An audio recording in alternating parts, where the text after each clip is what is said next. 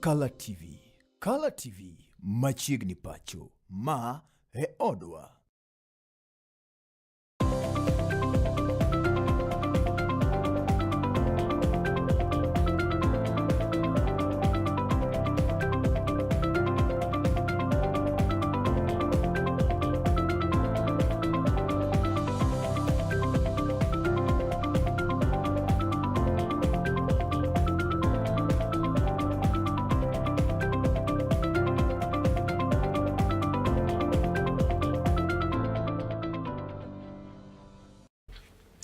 Yinamno mi amosino ya urehnya kwa ramugajwang heno kinyi ne roma tarik pradek dwe mara dek kigaganario kod prario kod auchiel odong'ono ndalo achiel kende to dwe ni rumo kendo wachako dwe manyien kuom ng'wono ma Jehova Nyasaye dwe no ero mar ang'wen nyako ramugajwang sa 12 kinyi ne ri maket kod maendi warwa kido weche go manyien kanyakla kod chenro mopogore opogore odiochieng' eri ma kawuono Color TV kaendi chenro machako odiochieng' kinyi ne ri en SULWE MOKINYI okan kenda kaendi nyako ramugajwang antie ka kod nyawadwa Brenda Genyo aniluonga ni Jasadoyo ka thuolo mondo mimoso gande joka nyami fulu negi kendi wuon ichio nade Brenda achio makare erokamano aka thuolo bakede marwa kuni machiegni e wang' jowi mar Color TV odiochieng'ni makawuono nyinga Brenda Genyo nyasubanyana Nyakora magwachako kod account ni Romo Machakos kata Masaku kama lipot yango ni jalup ogai mar obila e pacho kaendi migosi Gilbert Masengeri sani koro wuok oko kendo poyo malich mokalo tich mabende obila osebedo ka tiye gwengewa ahinya te gwenge komo Machakos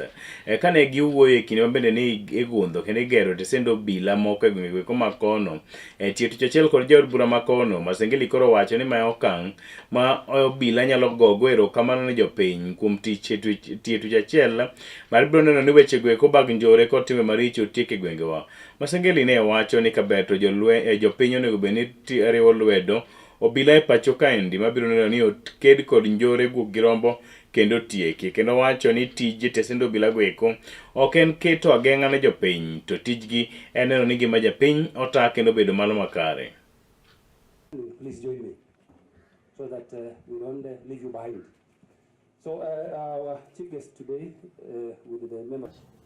The commissioning of these new offices is more than opening of a building. It is strengthening of our presence, our capability, and our commitment to serve the people of Kenya. These offices symbolize our resolve to bring security services closer to the people. They enhance accessibility, improve coordination, and create an enabling environment for our officers to discharge their duties with professionalism, efficiency, and dignity.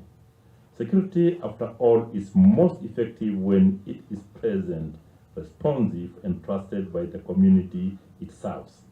As the National Police Service, our mandate remains clear to safeguard lives and property, critical infrastructure, and support national administration to ensure stability across all the regions.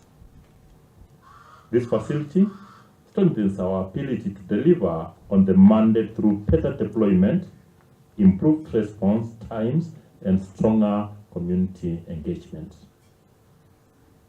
But infrastructure alone is not enough. It must be matched with the discipline and integrity for that purpose. Jatend migao mochung'ne jotije piny owacho e pacho kaeri mano migosi Geoffrey Ruku koro to wuok oko kendo medo seyo malich mokalo mane en jalup ker e pacho kaeri migosi Rigathi Gachagua gino ma wacho ni jatelo no koro to lalo koda ka mwandu mar owadgi mane osenindo migosi James Niritu kane oloso odiochieng'no manyoro migosi Ruku koro to wacho ni migosi Rigathi Gachagua owayo familia mar owadgi kasandore malich mokalo e sechego mabende en to koro to lal koda ka mwandu magi.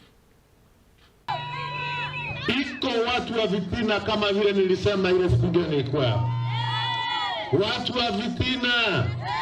Jana marinjusi nimeona wakijitetea ati ya kwamba bimbi ya ndugu yake na vijana na watoto ya ndugu yake wameandika barua, wameandikia rais barua, wameandikia hata general barua ya kusema huyu mtu wa vitina, huyu mtu wa roho chafu. Huyu mtu wa Monyoro huyu aliipa mali yetu, aliipa mali ya papa yetu. Hiyo barua bibi ya mwenda zake akaandika na watoto yake. Nimeona anajitokesha ati akisema hiyo yote ni porojo. Is finding a lot of pain to explain the will of his brother, ambaye aliipia mayatima na wanjane mali ya papa yao. Huyo mtu ni roho chafu, sio roho chafu? Huyo mtu akwenda nyumbani asikwende? Aende asiende? Akwende.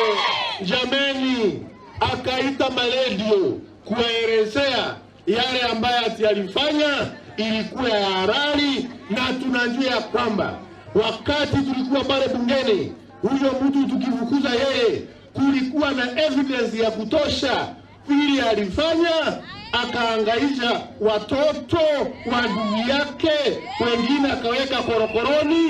Ni mtu ambaye hapaswi kuwa na uongozi wowote katika taifa letu la Kenya. Na mimi nasema, jameni watu wa Isiolo, MC amesema nyinyi ni watu ya Mount Kenya North. Hiyo yote Mount Kenya North, ama ikuwe West ama ikuwe East, tushikane tukiwe kitu moja, tusije tukadanganywa na mtu ambaye ako na roho chafu, mtu ambaye anaichukua watoto wandoa anawatia mimba alafu anawaua. Aende asiende? Aende nyumbani asiende? Aende. Mtu ambaye anadumisha naibu wa rais Profesa Kithure Kindiki, mtu ambaye anamuita majina, mtu ambaye is not respecting the president and the deputy president. Wakati yeye alikuwa naibu wa rais, hakuna hata siku moja Profesa Kithure Kindiki aliinuka akamtukana akamuita majina. Wijo kaka weche tuare Malich mokalo Brenda ka giwacho ni aende asiende. Aende. Hata unasema aende. Nyakar mogi kumachielo en ni mogo kuom jotelo mabedo wuok e duond buche sanero mar UDA pacho kaendi saento koro wuok oko kendo kwedo Malich mokalo makinde machon ne en jalup jatend piny owacho migosi Geoffrey Rigathi Gachagua kuom pilo weche moko mabende owacho ni gin siasa goeko mabende nyalo kelo akwede pacho kaendi mangima. Kane giwuoyo e kinde mabende ne gintie twak margi moyiedhi jotelo goeko sani koro wacho ni Rigathi Gachagua osebedo ka ok en jalno ero makungo dhoge gwenge mag Nakuru. Kane gitwak kod jopiny gikwayo Rigathi Gachagua nobed jalno ero ma jaluor kendo nyalo neno ni okungo dhoge e kindalo duto mondo mi piny Kenya osik kantie kod kwe. Giwacho ni weche maket kod mano nyalo biro lwaro Kenya e bugono ero mar siasa makama kaka Kenya bro wuoke koro bro bedo ni tek. Huwezi tuambia wewe ni Mkristian na wewe unanyanyasa bibi ya brother yako na watoto wa brother yako, ukamake sure mali yao imeuzwa cheap so that wewe ukuje ununue kwa will ukajiongeza na bibi yako na watoto wako. Ati unataka kutuambia marehemu brother yako alikuachia mali mingi wewe kama brother yake kuliko bibi yake na watoto. Wewe Rigathi Gachagua, kama wewe unapenda wamama Kenya na kama unataka kusimama kama kiongozi wa Kenya kwa chochote kile kiti unataka, you must show that you respect the laws of Kenya and you respect women and you will protect especially wajane na watoto mayatima. Lazima tupendane, tujue ya kwamba hakuna mtu yeyote ambaye alialikwa kuja Kenya. We are here as of right. Na tutakaa tukipendana kama wandugu, tukifanya kazi pamoja. Wale ambao wanazungumza mambo ya ukabila usiku na mchana lazima wakemewe, na Wakristo muwaombee wabadilishe nia yao. Ni kukemea wale wamezoea tabia mbaya ya ukabila. Wewe ulifukuzwa bunge kwa sababu ya mwenendo yako. Wewe uhubiri ukabila kutokea asubuhi, ukipata Mluya unasema ni Mluya, ukipata Mkalenjin unasema ni Mkalenjin. Jonyuol kowuok e gwenge mag Mombasa koro to golnegi kwayo makende mar neno ni giwuok oko kendo girito nyithindgi e yorno mowinjore, to ahinya e kindegi ma bende koro to skunde iloro kendo jopuonjre duogo pacho. Ame wach ma kata kwayo ma bende nogolo kora katendo bila e kaunti ma Mombasa ma bende koro to wacho ni janyuol ka janyuol mondo miyo ne ochiwo arita makare ne nyithindgi kendo neno ni gigeng'o ne nyithindo donjo e timbego mag njore kama oting'o tiyo koda ka yedhe mamero ji kaachiel koda ka mamoko ma bende koro to nyalo hinyo ngimagi. 13 years. Yeye anakwenda shule, baada ya siku mbili harudi nyumbani. Wazazi wamemtafuta wakampata. Kijana akatuambia ameungana na kikundi kibaya cha sehemu nyingine, sio hapa kwetu. Lakini pia wazazi waangalie sana. Mtoto akipotea sema. Usinyamaze. Ndio sisi kama vitengo vyote vya usalama watashirikiana kwa kumtafuta yule mtoto na watajua. Na mnaelewa na mnajua vizuri sana. Askari wote wa Coast walipewa amri na hiyo amri bado imesimama. Tutabambana na wale vijana wa Panga Boys. Hatutakubali wakuje kuharibu usalama hapa Mtwapa. Kuna timu nyingine inajiita timu shamba, hawana nafasi. Sisi tutafuata haki, kila Mkenya ako na haki na hatutaki ukabila. Usipotetea, usipoongelesha mtoto yako, uache kudefend uhalifu, uache kudefend mtoto yako akikosea, utatafuta lawyer amtetee mahali nyingine kubwa. Si ni kweli? Kwa hivyo tafadhali sana wazazi, tuwe wazazi.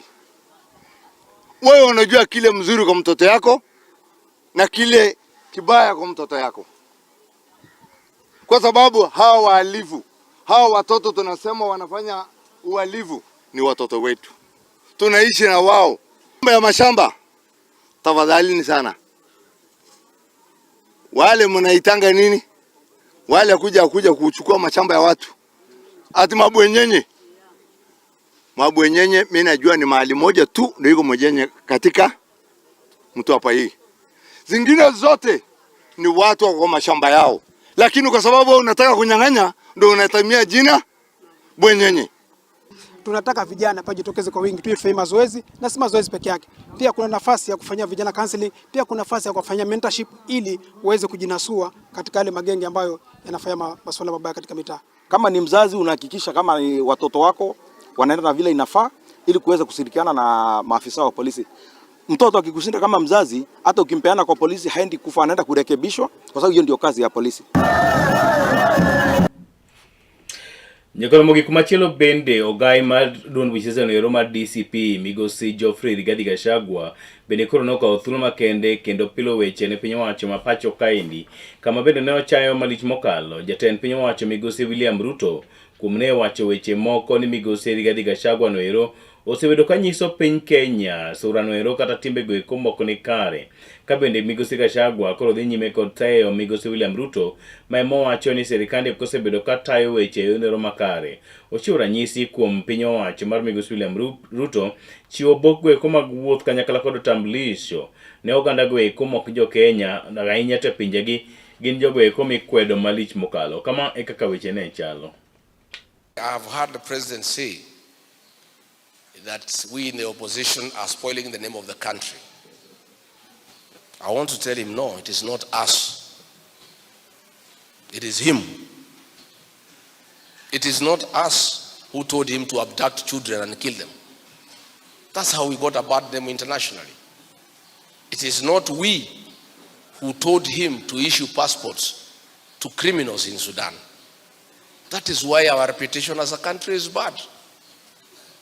It is not us who told him to interfere with the internal affairs of Sudan and deal with the criminal groups.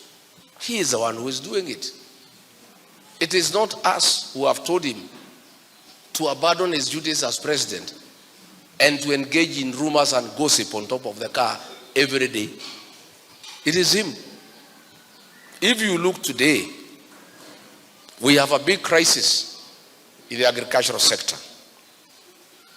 He announced publicly that there are 2 million bags of fertilizer in the stores. Today there is no single bag. The planting season is here. The rains are here. Not a single bag of fertilizer. They are trying to blame the war in Iran. It's a lie. No arrangements were made to provide fertilizer for the Kenyan farmers. So farmers have no choice but to go to the agrovet and buy fertilizer at 6,500 instead of the subsidized fertilizer by government of 2,500. All farmers are in distress. Even people from his region in Eldoret, in Kericho, they have called me. In the NSPB depots, there is not a single bag of fertilizer. Because he has been busy campaigning. He has abandoned his work. He is top of the car, dealing with trivial and petty issues at the expense of the Kenyan farmers. Governor County Kakamega Migosi Fernandez Baraza kuroto yango ni duonu buch siasa mar ODM en mano manikora kambi malich miwuoro mane gwenge mag imbo mar piny Kenya. Kane oloso odiochieng'no manyoro jatelo kuroto yango ni thoth jotelo kowuok e gwengego mag Western ni e duonu buch siasa no mar ODM. Kabende okwedo wechego ma osebedo kaliekore ni moko kuom jotelo mawuok kono kendo mane ni e duonu buch siasa no mar ODM kuroto ringo oweyo duonu buch siasa no ka giriwore koda ka duonu buch siasa mamoko. Ndugu yetu Sifuna ambaye ni former secretary general ODM jana amesema wazi ya kwamba he is not ready to work as a secretary general na party leader wetu ambaye ni Daktari Oburu Oginga. Yeye amejiondoa waziwazi kwa chama cha ODM, na sisi tunasema ya kwamba he has a democratic right to pursue line yake, kwa sababu kila mtu wako na ile right yake.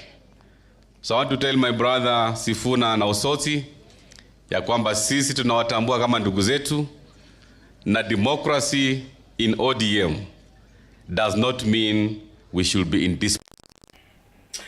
Kende gogo bende Governor County ma Mombasa mano Migosi Abdul Swamad Nasir besani koro wuok oko kendo kwedo malich mokalo kweth mapingo piny owacho pacho kaendi kendo gipingo malich mokalo tiyo tich achiel mano broad based government. Ka bende Nasir koro kwayo oganda ma bende wuok e gwengego makadho nam chumbi ni gichik itgi ne oganda goeko bende sani koro ok ne tich ma bende piny owacho osebedo ka tiyo pacho kaendi mangima. Abdul Nasir Somad sani koro wacho ni nitiere migepe mopogore opogore ma piny owacho mar Migosi William Ruto e tiyo tich achiel kod ODM oseketo e tim kendo dongruoge kod lokruoge osebed kineno malich mokalo. Owacho ni oganda jokadho nam chumbi kuro ok bi wuondi kendo gibiro ket neno ni kinelo duto gisiro piny owacho ni eri motelnegi kod Migosi William Samoei Ruto. Kama hawana sera, kama hawana sera, wajaribu kuuza sura. Unajua kuna wengine President juzi aliwaambia wafanye mazoezi na wale vyakula kidogo vya rotuba, wameinuka na wakasema ati rais anawatukana. Sasa jameni, kuambiwa kwenda gym unatusiwa kweli? Kuambiwa kwenda gym unatusiwa kweli? Mimi nauliza watu wa Jomvu, kuambiwa kwenda gym ni kutusiwa kweli? Kuambiwa usilale kwa mikutano unatusiwa kweli? Sasa sisi tunawaambia wale wenzetu, kama hamuna agenda, sisi tuacheni tuwaoneshe agenda. Agenda yetu ni mambo ya afya iweze kuendelea. Baba alituacha akasema baba care, baba hayuko, hatuko katika uongozi, tunajaribu kuweza kuendelea, na Mombasa inaongoza katika mambo ya afya. Baba alituacha akasema lazima kuwe na housing. Hii serikali imesema mambo ya affordable housing. Ni lipi ambalo kwamba utatuambia kuna tofauti? Baba alituacha kwanza. Hapa watu wa Jomvu ni wingi waliumia wakati tunatafuta katiba, wakati tunatafuta mambo. Kwanza hii Jomvu watu wetu wingi waliumia. Sasa tumeweka, na saa hii pesa inaenda kwa Kenya National Commission for Human Rights. Hawataki watu wetu waweze kupata fidia. Ndugu zetu wa hapa pale nilipo, kuna Moko kuom jotelo mawuok e gwenge mag Imbo mar piny Kenya mayende nitiere duond buch siasa mar DCP mabende otelie koda ka migosi Rigathi Gachagua giko to nobolo kendo owuok e duond buch siasa no ka giriwore koda kamano mar UDA. Jotelo go ka otelnegi koda migosi Alex Kamasi mabende yande en jagoro margi koro to noweyo duond buch siasa no odiochieng'no manyoro kendo riwore koda kamano mar UDA e romo mabende no bagi e apis mar UDA mayudore Kakamega. Jotelo go koro to yango ni gibiro tiyo kanyakla koda ka duond buch siasa no mar UDA ma otelie koda ka ker ma pacho ka Laktar William Ruto nyaka kinde yiero maduong' mabiro e higa mar 2027. Mimi nafurahi mumenifuata na mmefuata mwelekeo wangu.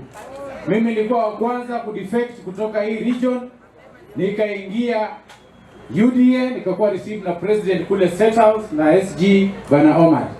Na nyinyi mmenifuata. Asante pia Mheshimiwa Kamasi for coordination. Mheshimiwa Kamasi vile alijulisha mnataka kujoin the big team, the winning team, the William Samoei team. Mimi nikasafiri Nairobi, nikaenda kumuona SG na chairman wa chama, nikawaambia hii maneno imenishinda kidogo. Iko level ya juu. Mpaka national officials wafike hapa wao wa receive kwa chama. Hii kazi ambayo amefanya, tukimpatia miaka 10 mtaona vile Kenya itabadilika. Mambo ya affordable housing, ukizunguka katika Kenya mzima kuna huo mradi unaendelea. Ukiangalia mambo ya infrastructure kuna huo mradi unaendelea. Hawa ambao sasa wanataka kujifanya malaika, wakati tumekuwa na shida ya sukari, fixing the sugar sector, hawakusema chochote. Saa hizi wakati imefixiwa wanaanza kusema imepewa sijui nani, imepewa nani. Yet some of them were in government when we were suffering in this region because of mambo ya sukari. Sisi tunajua ni uchumi ya kuhakikisha kila Mkenya amehusishwa katika uchumi na kufadhili mipangilio ya maendeleo ambayo kila Mkenya atasonga mbele. Wakachukua madeni wakajenga sehemu moja ya Kenya. Wakachukua madeni wakajenga sehemu moja ya Kenya. Na William Ruto anasema hata sisi hatuchukui deni. Sisi tutauza baadhi ya rasilimali zetu ili tuweze kufadhili National Infrastructure Fund tujenge maeneo mengine ya Kenya. Wakitaka William Ruto akitaka kuchukua deni wanapinga. Akitaka kukopa wanapinga. Akitaka kuchukua ushuru wanapinga. Wakianza National Infrastructure Fund wanapinga.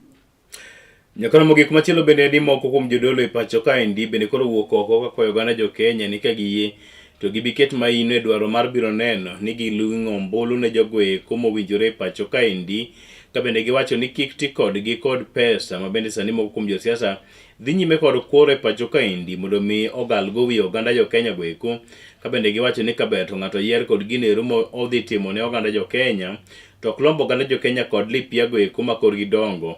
Bang'e to ng'ado jo Kenya yiero jotelo go eko mok ni kare. Ka bende ogolo kwayo ni jakom mar duol ma tayo yiero pacho kaendi IBC mano migosi Erastus Ethekon kod jodito duto ni ka giyie to gine ni gitimo sinani mar biro neno ni gibago yiero go eko mantiere thuolo kendo ratiro nitie iye mondo mi bang' yiero go eko ng'ado jo Kenya kik donje tulo go eko ma bang' yiero. Ni lazima wawajibike na wajaribu kuona ya kwamba kila sehemu wamefika, kila sehemu wako kila mahali, na wanapeana mwongozo pia na services zile zinastahili kabla ya uchaguzi wa 2027, kwa sababu si haki sehemu fulani kwa sababu iko nyuma wakose unduma yao. Unduma yao inastahili kila mahali. Kacha mbaya ya watu wa Kenya ya kukula, hawasikii mambo ya voting na masikio, wanasikia na mdomo na tumbo, full stop. Na ndio sababu tunachagua viongozi, na ndio sababu sisi kama makasisi tunasema watu waache kulala. E wechego mag somo to en riwruok mar jopuonj modak koda ka ng'ol mopogore opogore koro to ogolo kwayo makende ne jatend piny Kenya Laktar William Ruto mondo mi oyie ochopie kare singo mare mane osingo negi. Kane giloso odiochieng'no manyoro kokalo kuom jotendgi, jopuonj go koro to wacho ni Laktar William Ruto yande ne osingo negi ne biro neni omedgi oteku mar tich. Kata kamano nyaka sani singo makamano pok koro to ochopo kare. Kabende koro to giyango ni gin kaka jopuonj modak koda ka ng'ol mopogore opogore gisebedo ka gikalo e midhiero mopogore opogore e pacho ka. Kata kamano ok gine ka piny owacho osebedo ka dewogi kata matin. Concern after the teachers' unions were invited in State House. That was on the 13th September 2025. This is now 6 months down the line. The presidential directive have not been implemented. One job group. The president promised us to give him the feedback of the second job group. So we are asking Teacher Service Commission, the chair and the CEO, to move with speed. To move with speed.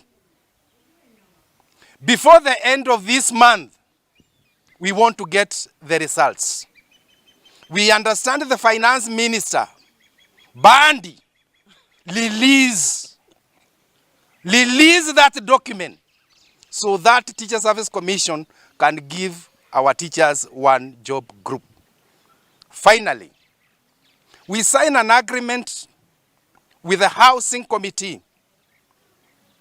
That agreement was to elapse on the 13th of March. So we are telling the president, sack the PS. He have never convened any meeting with the teachers since we left State House. So we don't know anything happening there. Hinga must go because we don't know what he's doing there. Teachers in every unit, they are going to get 20% of the housing. But since we signed that document, which was for a life of 6 months, the 6 months now are over. So we don't know what's happening there. The PS Hinga, he have never called for any meeting.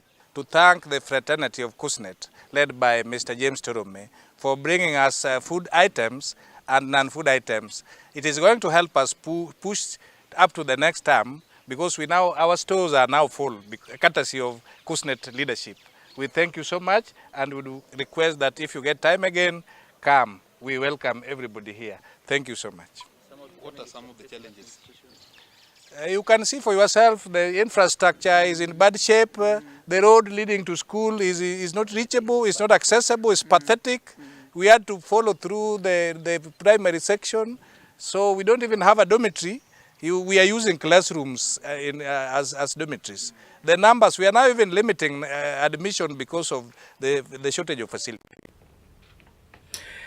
Nyakora mogi weche go eko mamoko kopogore koda weche go eko mag jogo eko mabende tayo ngima nyithindo modak kod kit ng'ol ma opogore pacho kaendi en ni gikone to koro oganda jo Kenya pod dhi nyime kod oganda jo Kenya kanyakla koda jotelo bura koro pod dhi nyime kod oro ote go eko mag lit kod kuyo ne familia mar jaod bura no ma Olkalao migosi David Kariuki mabende nowito ngimane odiochieng' ero manyoro. En lit kod kuyo mabende sani koro omako kar chung' od bura no ero kotenore kod tho mar jaod bura maket kod mano.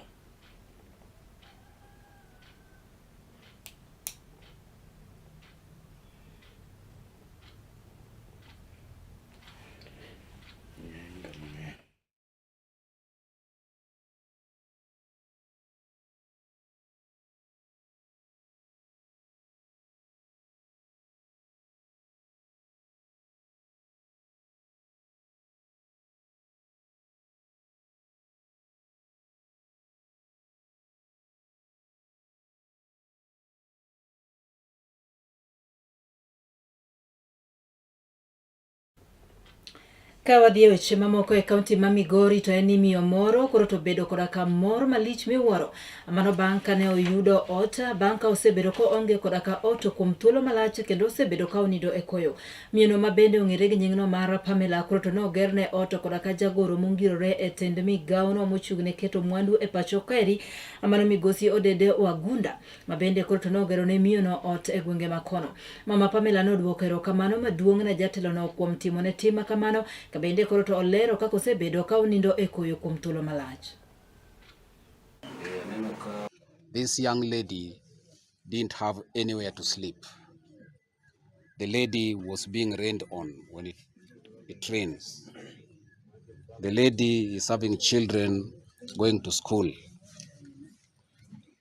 Ana uwezo.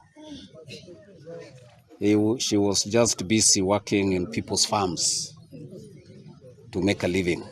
But today, I thought it wise that we put up for high house. This is not the end. We are still going to partner with her so that we make sure that this house is completed. And I believe it will not be like this. It will be totally different. And I also promised that I'm going to pay school fee for our daughter who is doing grade 10, but next year, grade 11, I'll cover the full cost of that school fee for that year. En mor ni kara nitiere jatelo ma consider mine kendo mohero mine. Waduoko ne erokamano elo joma mine. Kendo wakwayo jotelo mamoko bende maneno gima timore nieri bende olu tim ma PS timo mar konyo joma mine mondo mi dongruok obedi kuonde moko mondo joge odak maber. Kawuono anyalo mor, kawuono anyalo nyiero geno, kawuono duogo ne chiliel. Kare naweni adong kenda, kare nok adong kenda. Kare nitiere jal mane Nyasaye oseyiero ni biro mako bada. To segod ni picha, ok ang'e ni pichni gago ni dhigo kanye. Kech pichni gogo to duoko kayudo. Mae picha manene duoko. Modong ta igoyo tidhigo tiwacho ni wang'eyo to duoko moro amora to onge ta inyora gi nyithindo. Mak mane Nyasaye norita, ok adhi e ward, ok adhi osuptal kata obedo ni ne wanindo e ng'ich kamano. Jowadwa nadoyo e kachie pidh nyithindo. Nyathino weyago ka gin johigni matin ka. Asedhach kodgi, kathagora kodgi, ma kawuono nyathi nyalo bet ni e sekondari. Achiel ni e grade 6. To nikech ng'wono mar Nyasaye. Koro kane gibiro ka giyudo nyathi kochiko besende dier ot. Koth chwe, onge kama ng'ato nyalo buoke. Koth ne chwe, to ne gigo picha, to Nyasaye nodonjo igi. Koro kamano, gima dachulu onge, to Nyasaye man malo, ochulie jatelo. Yes, erokamano kuom gimitimona. Nyakor mogik opogore kata koluwore koda weche goeko mago mag lwenje mabedo osebedo katimore e kaunti ma Migori anyete gweng' moro ni Makalda. Mane kinde moko ne en jaod bura ma Migori kono mano Mikae Pamela Odhiambo sani koro wuok oko kendo ne chwalo weche goeko mag kony mag weche goeko mag chiemo ne gwenge makono mabede kech maliyo ka dhano osebedo ka chamo. Maendi nobiro bang' ka piny owacho e pacho kaendi koro ne oro majioni gwenge makono kendo nomiyo dhano ne okuog oko ne gisiko mana ka gin e udi ka bende sani koro eka gichako ngima. Jatelo ero ne oneno ni ber mondo ne ogone gi atho kuom ne cholo negi kit chiemo mopogore opogore. Kaluwore koda ka weche arita kwe manochochni ahinya te kar chung' od bura manyateke e kanyo mar timo ohala Makalda gino mabende nomiyo oganda mathoth nonyiso ich wang' margi kendo ne wang'o tesend obila kendo ne ketho mwandu mathoth e iye. Ma wach manomiyo koro to piny owacho kokalo e bad migawo mar weche mag arita kwe ma iye noketo apisas go mag okwach kich mondo mi ojiwo weche mag arita kwe. Kata kamano jiwo weche arita kwe nolokore kendo koro thoth oganda ne ywak maliche mokalo ne mar apisas gi ne oketo gi na ginyai wuotho kendo manyo chiemo maka kod kacha. Midhiero makama noywayo mane en jaod bura ma Migori Dr. Pamela Odhiambo kendo ne pogo chiemo ne jodak makono mabende osebedo ka kadhe midhiero makamano. E kinde manoloso e sach pogo chiemo makamano noyango ni jopiny koro to nyaka bed koda ka horruok kendo ok owinjore gi nyis ich wang' margi gino mabende koro thothne iwegi koda ka chandruok malich mokalo. While the frustrations and fears arising from insecurity are valid and must be addressed with urgency, the destruction of public property and attacks on governments in institutions and officers cannot and must not be justified. Such actions only set us back as a people and undermine the very systems we rely on for order, service and development. Wach makama chakre thoth weche go mag ohala kaachiel kod wuothe weche mag somo gin mago bende koro nochung' kar tiendegi. Dr. Pamela kwayo piny owacho kokalo e bad migawo mar weche mag arita kwe mondo mi onyal bedo koda ka oruma mane jodak makoni kaluwore ni thoth oganda ne winjo matek kendo kwayo ng'uono ne apisas mag obila e lo jodak manyatike ahinya to mago mabende nokotimo tim makoch makamano. I take this moment to express deep regrets and to apologize on behalf of the government officers or the government officers for the circumstances that may have led to such anger and desperation among our people.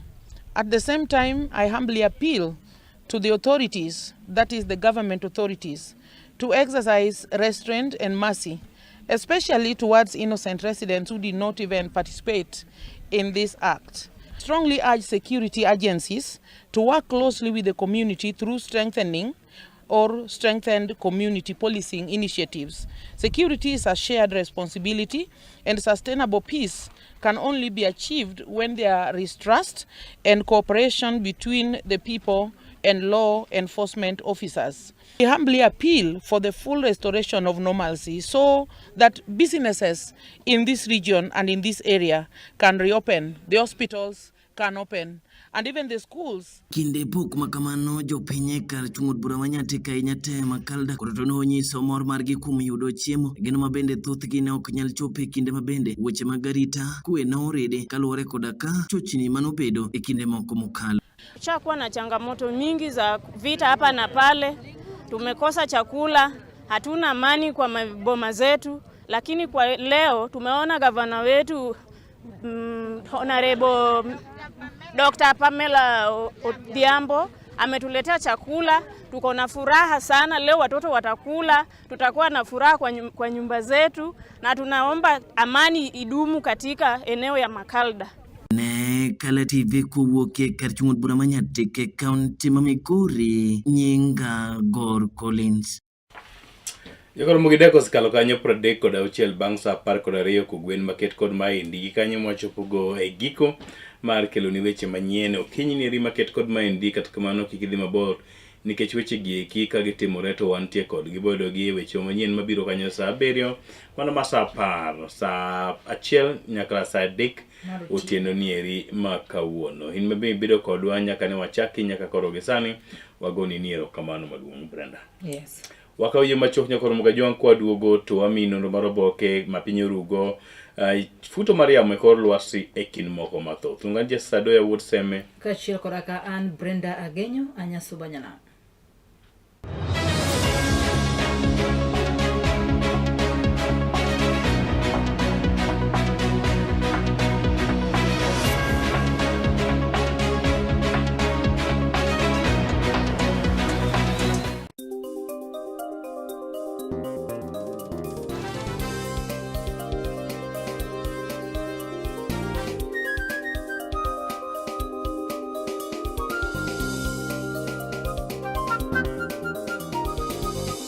Ineno Kala TV.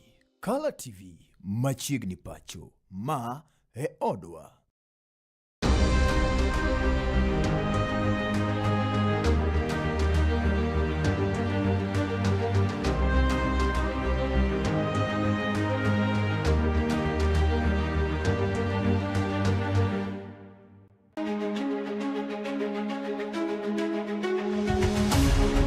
Odiochieng' kodiochieng' yamb siasa kudho ma opogore ka jotelo riwore kod duond buche siasa kaachiel kod riwruoge mag siasa bende mopogore kaka japiny be ing'eyo kaka yamb siasa ringo e pacho kaendi to gin dongruoge mage mowinjo bedi ni iyudo kaka japiny to bende gin jotelo mage ma ochung' malaro lemo ma opogore mabiro ni chieng' tich ang'wen ka tich ang'wen kochakore sa 3:30 mar otieno ka ikelo ni koda Joash Odhiambo Mitula. Magi duto iyudo mana ka okalo e chendo nendo mar orindi mar siasa mana e Kala TV. Orindi mar siasa kik bai.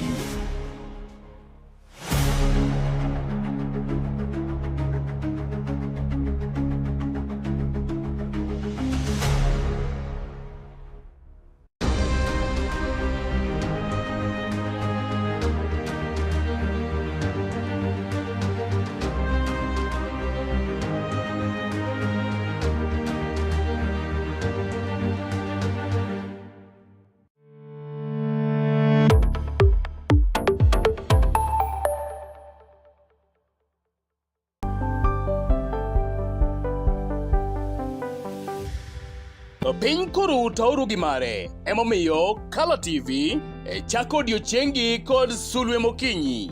Ka bende Sulwe Mokinyi menyo odiochiengi juma mangima. Kawachako kod weche manyien matuche kendo miyo ing'eyo gik matimore e tung piny koni kod kocha. Kabende warango kaka odiochiengi biro bedo e futo mar yamo e kor lwasi, nondo mar oboke, chal mar apeyni e kind mamoko mathoth. Bang'e to iyudo twak manimba kod jolony ma opogore opogore kanyakla kod kithor mar weche gweko ma opogore opogore. wechego mag siasa, twak e weche ngima, somo, ohala e kind mamoko. Ema omiyo wuok tich nyaka tich abich itudori kod an Justus Adoyo kaachiel koda ka an Brenda Agenyo saa 12 okinyi nyaka saa 4 onyango mana e Kala TV. Kala TV machiegni pacho ma e odwa.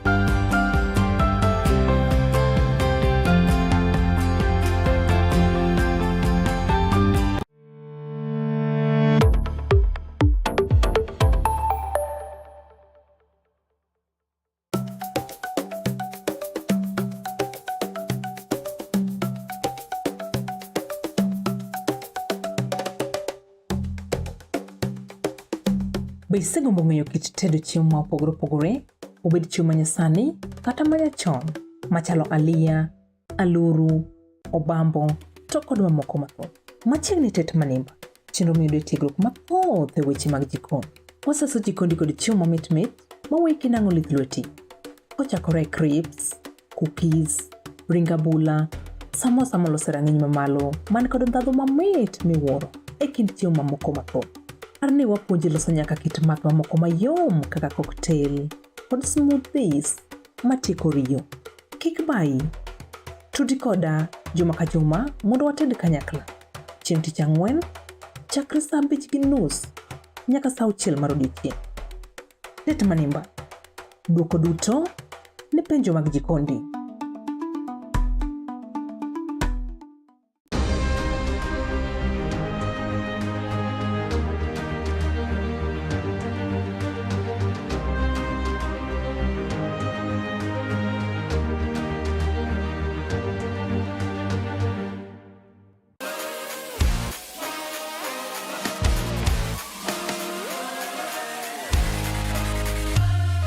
Komuoch to wan kode duoko mag tuke mopogore opogore, jotugo motimogi, kuonde magitimogie, to gin tuke magi mabiro. Mano emomiyo wan ka e chenro mar chal pewe. Tudri kodwa wuok tich nyaka tich abich saa 11 mar midhiambo nyaka saa 12 mar midhiambo, kama wanyisi motimore e pewe duto mana e Kala TV.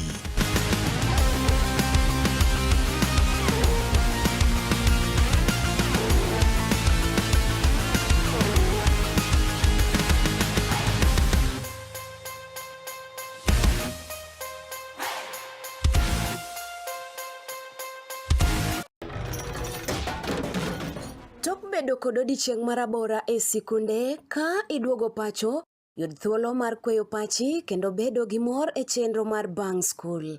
Chenro mar Bang School chakore saa 10:30 ma midhiambo nyaka saa 11 ma midhiambo, kama inene katun mamori, ipuonjori weche mathoth, ibedo kod mor gi nyiero motimo Cathedral.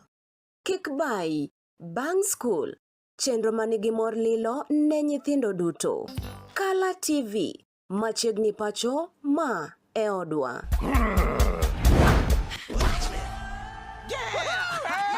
I've fallen and I can't get up.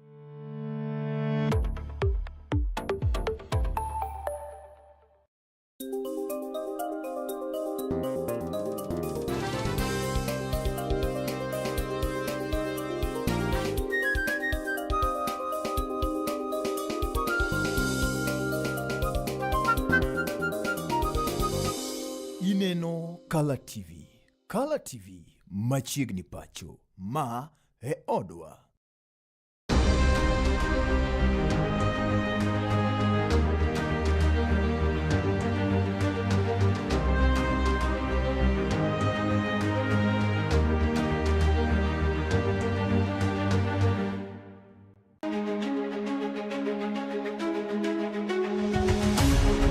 Odiochieng' kodiochieng' yamb siasa kudho ma opogore opogore ka jotelo riwore kod duond buche siasa kaachiel kod riwruoge mag siasa bende mopogore opogore. Kaka japiny, Be ing'eyo kaka yamb siasa ringo e pacho kaendi? To gin dongruoge mage mowinjo bedi ni iyudo kaka japiny? To bende gin jotelo mage ma ochung' malaro lemo ma opogore opogore mabiro ni chieng' tich ang'wen ka tich ang'wen kochakore saa 3:30 mar otieno ka ikelo ni koda Joash Odhiambo Mitula. Magi duto iyudo mana ka okalo e chenro nendo mar orindi mar siasa mana e Kala TV. Orindi mar siasa kik bai.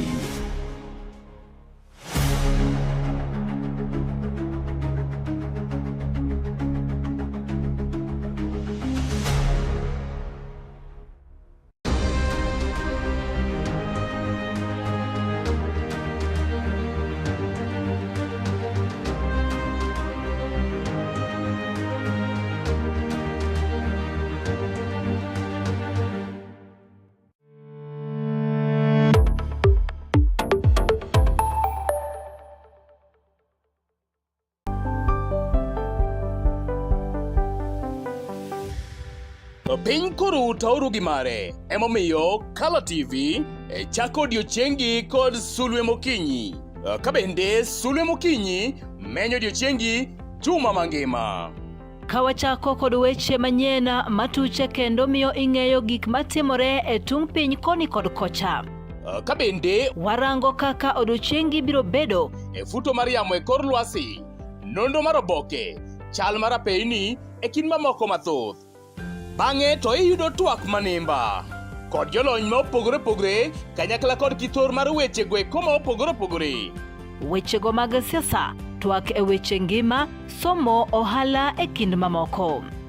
Ema omiyo wuok tich nyaka tich abich itudori kod an Justus Adoyo kaachiel koda ka an Brenda Agenyo saa 12 okinyi nyaka saa 4 onyango mana e Kala TV. Kala TV machiegni pacho ma e odwa.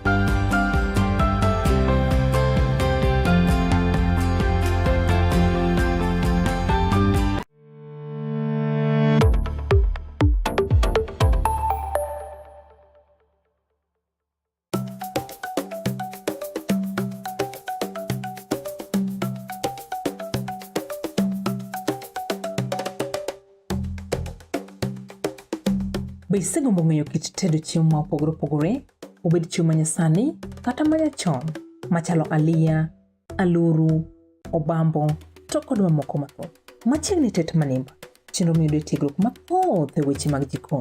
Waseso jikondi kod chiemo mamit mit mawuoyi kinang'o lith lweti. Kochakore crips, cookies, ring abula, samosa molose rang'iny mamalo man kod ndhadhu mamit miwuoro e kind chiemo mamoko mathoth. Arni wapuonji loso nyaka kit math mamoko mayom kaka cocktail kod smoothies matieko riyo. Kik bai, tudi koda juma ka juma mondo wated kanyakla. Chieng' tich ang'wen, chakre saa 5:30 nyaka saa 6 mar odiochieng'.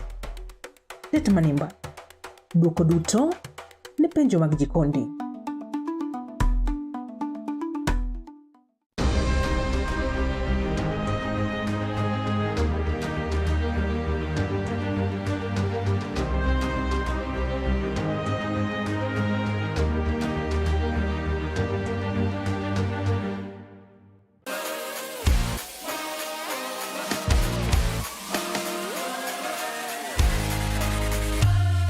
Komuoch to wan kode duoko mag tuke mopogore opogore, jotugo motimogi, kuonde mag timogie, to gin tuke mage mabiro. Mano emomiyo wan ka e chenro mar chal pewe. Tudri kodwa wuok tich nyaka tich abich saa 11 mar midhiambo nyaka saa 12 mar midhiambo, kama wanyise motimore e pewe duto mana e Kala TV.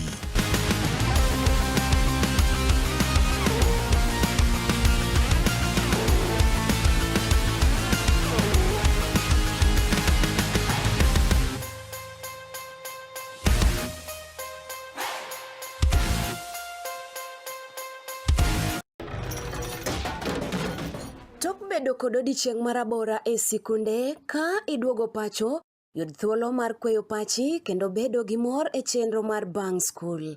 Chenro mar Bang School chakore saa 10:30 mamidhiambo nyaka saa 11 mamidhiambo.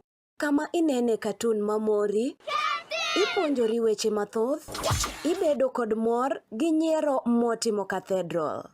Kik bai, Bang School, chenro manigi mor lilo ne nyithindo duto.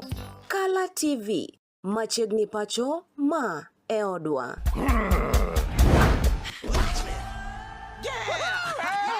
I've fallen and I can't get up.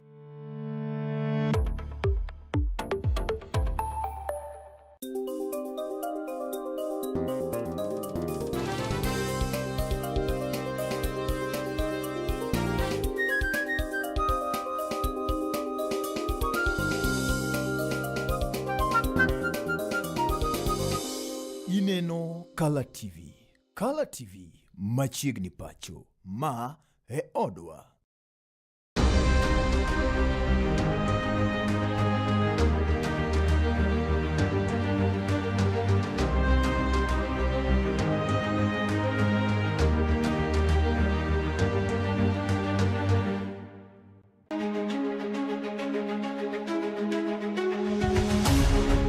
Odiochieng' kodiochieng' yamb siasa kudho ma opogore opogore ka jotelo riwore kod duond buche siasa kaachiel kod riwruoge mag siasa bende mopogore opogore. Kaka japiny be ing'eyo kaka yamb siasa ringo e pacho kaendi, to gin dongruoge mage mowinjo bedi ni iyudo kaka japiny, to bende gin jotelo mage ma ochung' malaro lemo ma opogore opogore mabiro ni chieng' tich ang'wen ka tich ang'wen kochakore saa 3:30 mar otieno ka ikelo ni koda Joash Odhiambo Mitula. Magi duto iyudo mana ka okalo e chenro nendo mar orindi mar siasa mana e Kala TV. Orindi mar siasa, kik bai.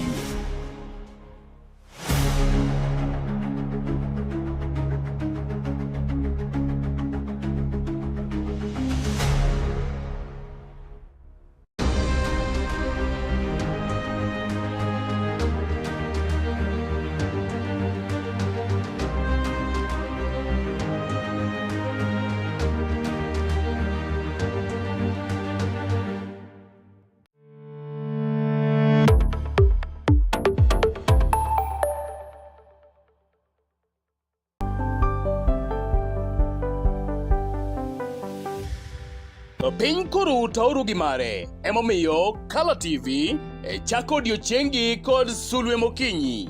Kabende Sulwe Mokinyi menyo odiochiengi juma mangima. Kawachako kod weche manyien matuche kendo miyo ing'eyo gik matimore e tung piny koni kod kocha. Kabende warango kaka odiochiengi biro bedo e futo mar yamo e kor lwasi, nondo mar oboke, chal mar apeyni e kind mamoko mathoth. Bang'e to iyudo twak manimba kod jolony ma opogore opogore kanyakla kod kithor mar weche gweko ma opogore opogore. Wechego mag siasa, twak e weche ngima, somo, ohala e kind mamoko. Ema omiyo wuok tich nyaka tich abich itudori kod an Justus Adoyo kaachiel koda ka an Brenda Agenyo saa 12 okinyi nyaka saa 4 onyango mana e Kala TV. Kala TV machiegni pacho ma e odwa.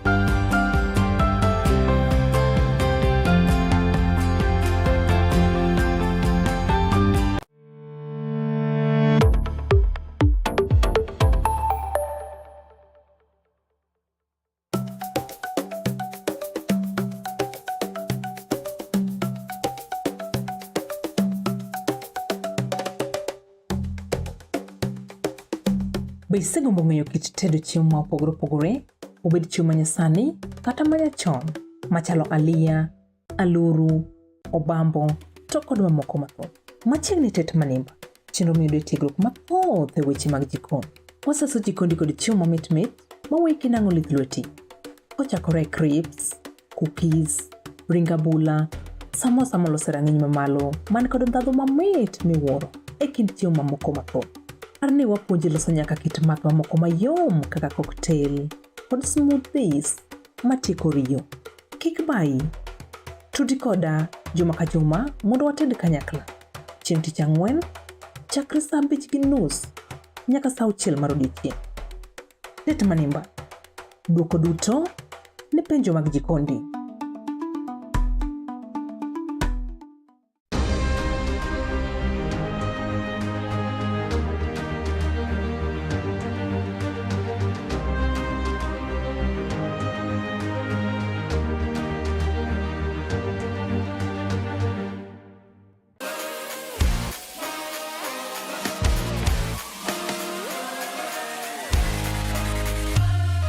Komuoch to wan kode duoko mag tuke mopogore opogore, jotugo motimogi, kuonde magitimogie, to gin tuke mage mabiro. Mano emomiyo wan ka e chenro mar chal pewe. Tudri kodwa wuok tich nyaka tich abich saa 11 mar midhiambo nyaka saa 12 mar midhiambo, kama wanyise motimore e pewe duto mana e Kala TV.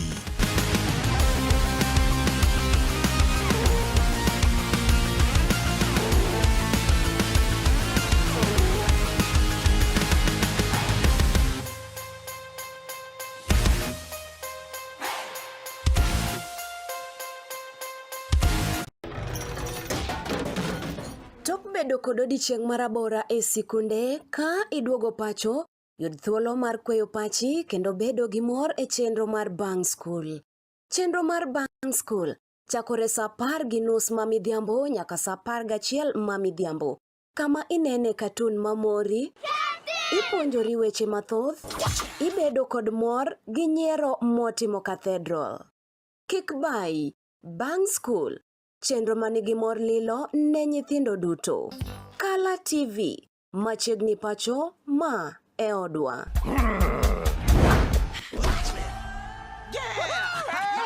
I've fallen and I can't get up.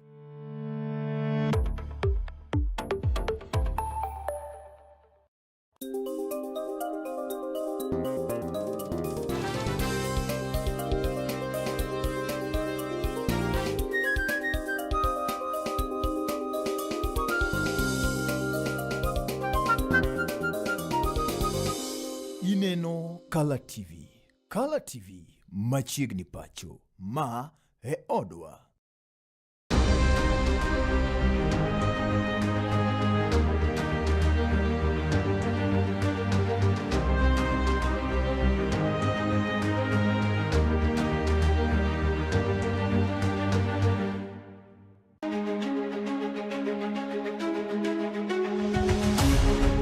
Odiochieng' kodiochieng' yamb siasa kudho ma opogore opogore ka jotelo riwore kod duond buche siasa kaachiel kod riwruoge mag siasa bende mopogore opogore. Kaka japiny be ing'eyo kaka yamb siasa ringo e pacho kaendi, to gin dongruoge mage mowinjo bedi ni iyudo kaka japiny, to bende gin jotelo mage ma ochung' malaro lemo ma opogore opogore mabiro ni chieng' tich ang'wen ka tich ang'wen kochakore saa 3:30 mar otieno ka ikelo ni koda Joash Odhiambo Mitula. Magi duto iyudo mana ka okalo e chenro nendo mar orindi mar siasa mana e Kala TV.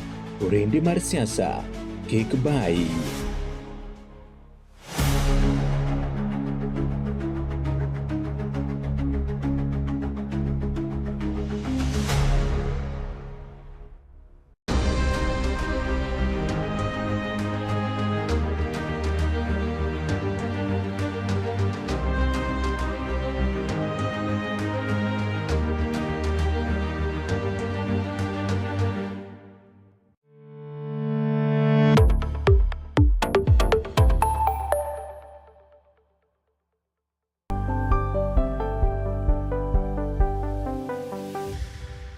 Piny koro tauru gi mare, emomiyo Kala TV chako odiochiengi kod Sulwe Mokinyi. Kabende Sulwe Mokinyi menyo odiochiengi juma mangima.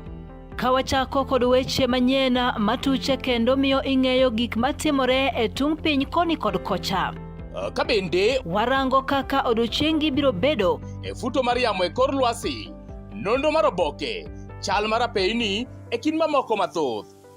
Bang'e to iyudo twak manimba kod jolony ma opogore opogore kanyakla kod kithor mar weche gweko ma opogore opogore. Wechego mag siasa, twak e weche ngima, somo, ohala e kind mamoko. ema omiyo wuok tich nyaka tich abich. Itudori kod an Justus Adoyo kaachiel koda ka an Brenda Agenyo saa 12 okinyi nyaka saa 4 onyango mana e Kala TV. Kala TV machiegni pacho ma e odwa.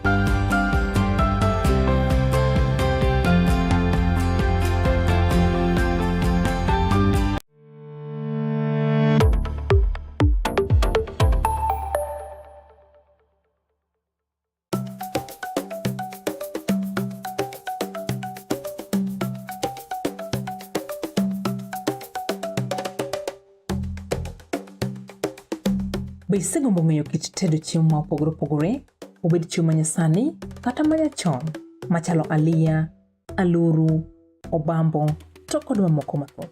Machiegni tet manimba, chenro miyudo tiegruok mathoth e weche mag jikon. Waseso jikondi kod chiemo mamit mit maweki nang'o lith lweti. Kochakore crepes, cookies, ring abula, samosa molose rang'iny mamalo man kod ndhadhu mamit miwuoro e kind chiemo mamoko mathoth. Arni wapuonji loso nyaka kit math mamoko mayom kaka cocktail kod smoothies matieko riyo. Kik bayi, tudi koda juma ka juma mondo wated kanyakla. Chieng' tich ang'wen, chakre saa 5:30 nyaka saa 6 mar odiechieng'. Tet manimba, duoko duto ne penjo mag jikondi.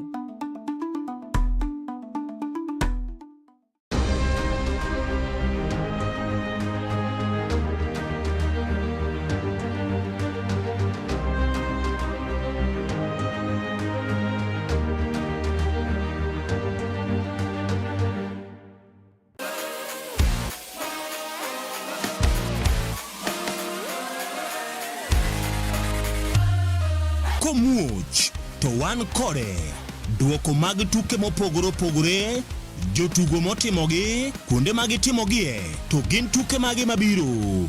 Mano emomiyo wan ka e chenro mar chal pewe. Tudri kodwa wuok tich nyaka tich abich saa 11 mar midhiambo nyaka saa 12 mar midhiambo, kama wanyisi motimore e pewe duto mana e Kala TV.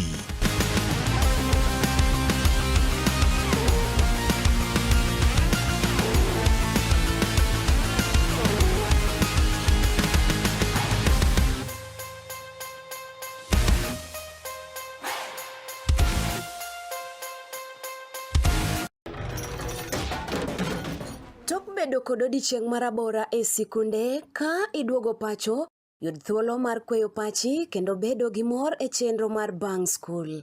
Chenro mar Bang School chakore saa 10:30 ma midhiambo nyaka saa 11 ma midhiambo, kama inene katun mamori, ipuonjori weche mathoth, ibedo kod mor gi nyiero motimo cathedral.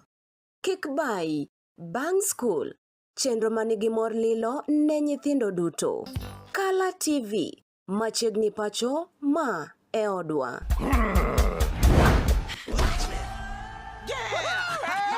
I've fallen and I can't get up.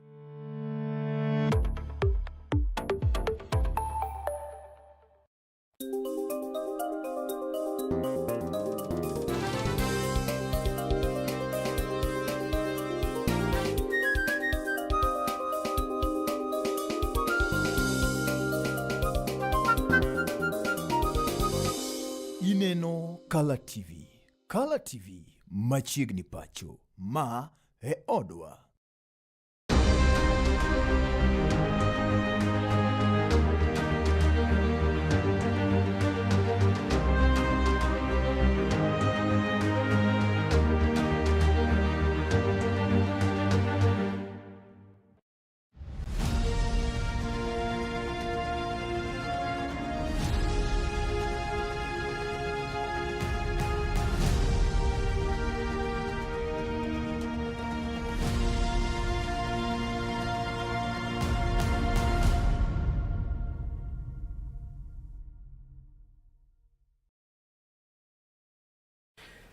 Machiegni kendo nyakor moga jwango kinyi wi market kod maendi pod en okinyi ma tarik 30 dwe mar 3 kod 26 kaponi koketudi kod Kala TV mondo mi warwaki gi lwedo ariyo ni machiegni. Luongan Justus Adoyo Awuot Seme Kachiel kodaka an Brenda Agenyo anyasubanyana.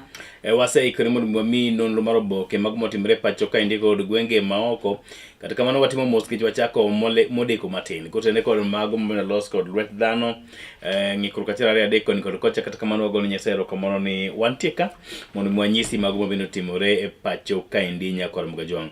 Wan kod geno ne rum maber. Yes, kamano moro ma intiere e counties waduto makaluo nyaka counties wa maoko. Wageno kanyo ni chio makare. Obed county ne Roma Migori. Obed county no ma Siaya. County ne Roma Homa Bay. Obed Kisumu pacho. County ne Roma Nyamira. Obed Kisii. County no ero mano ma kure mudo. Narok. Nairobi. Mago jiduto maneno wa Kericho. Wageno no Ruma Bed.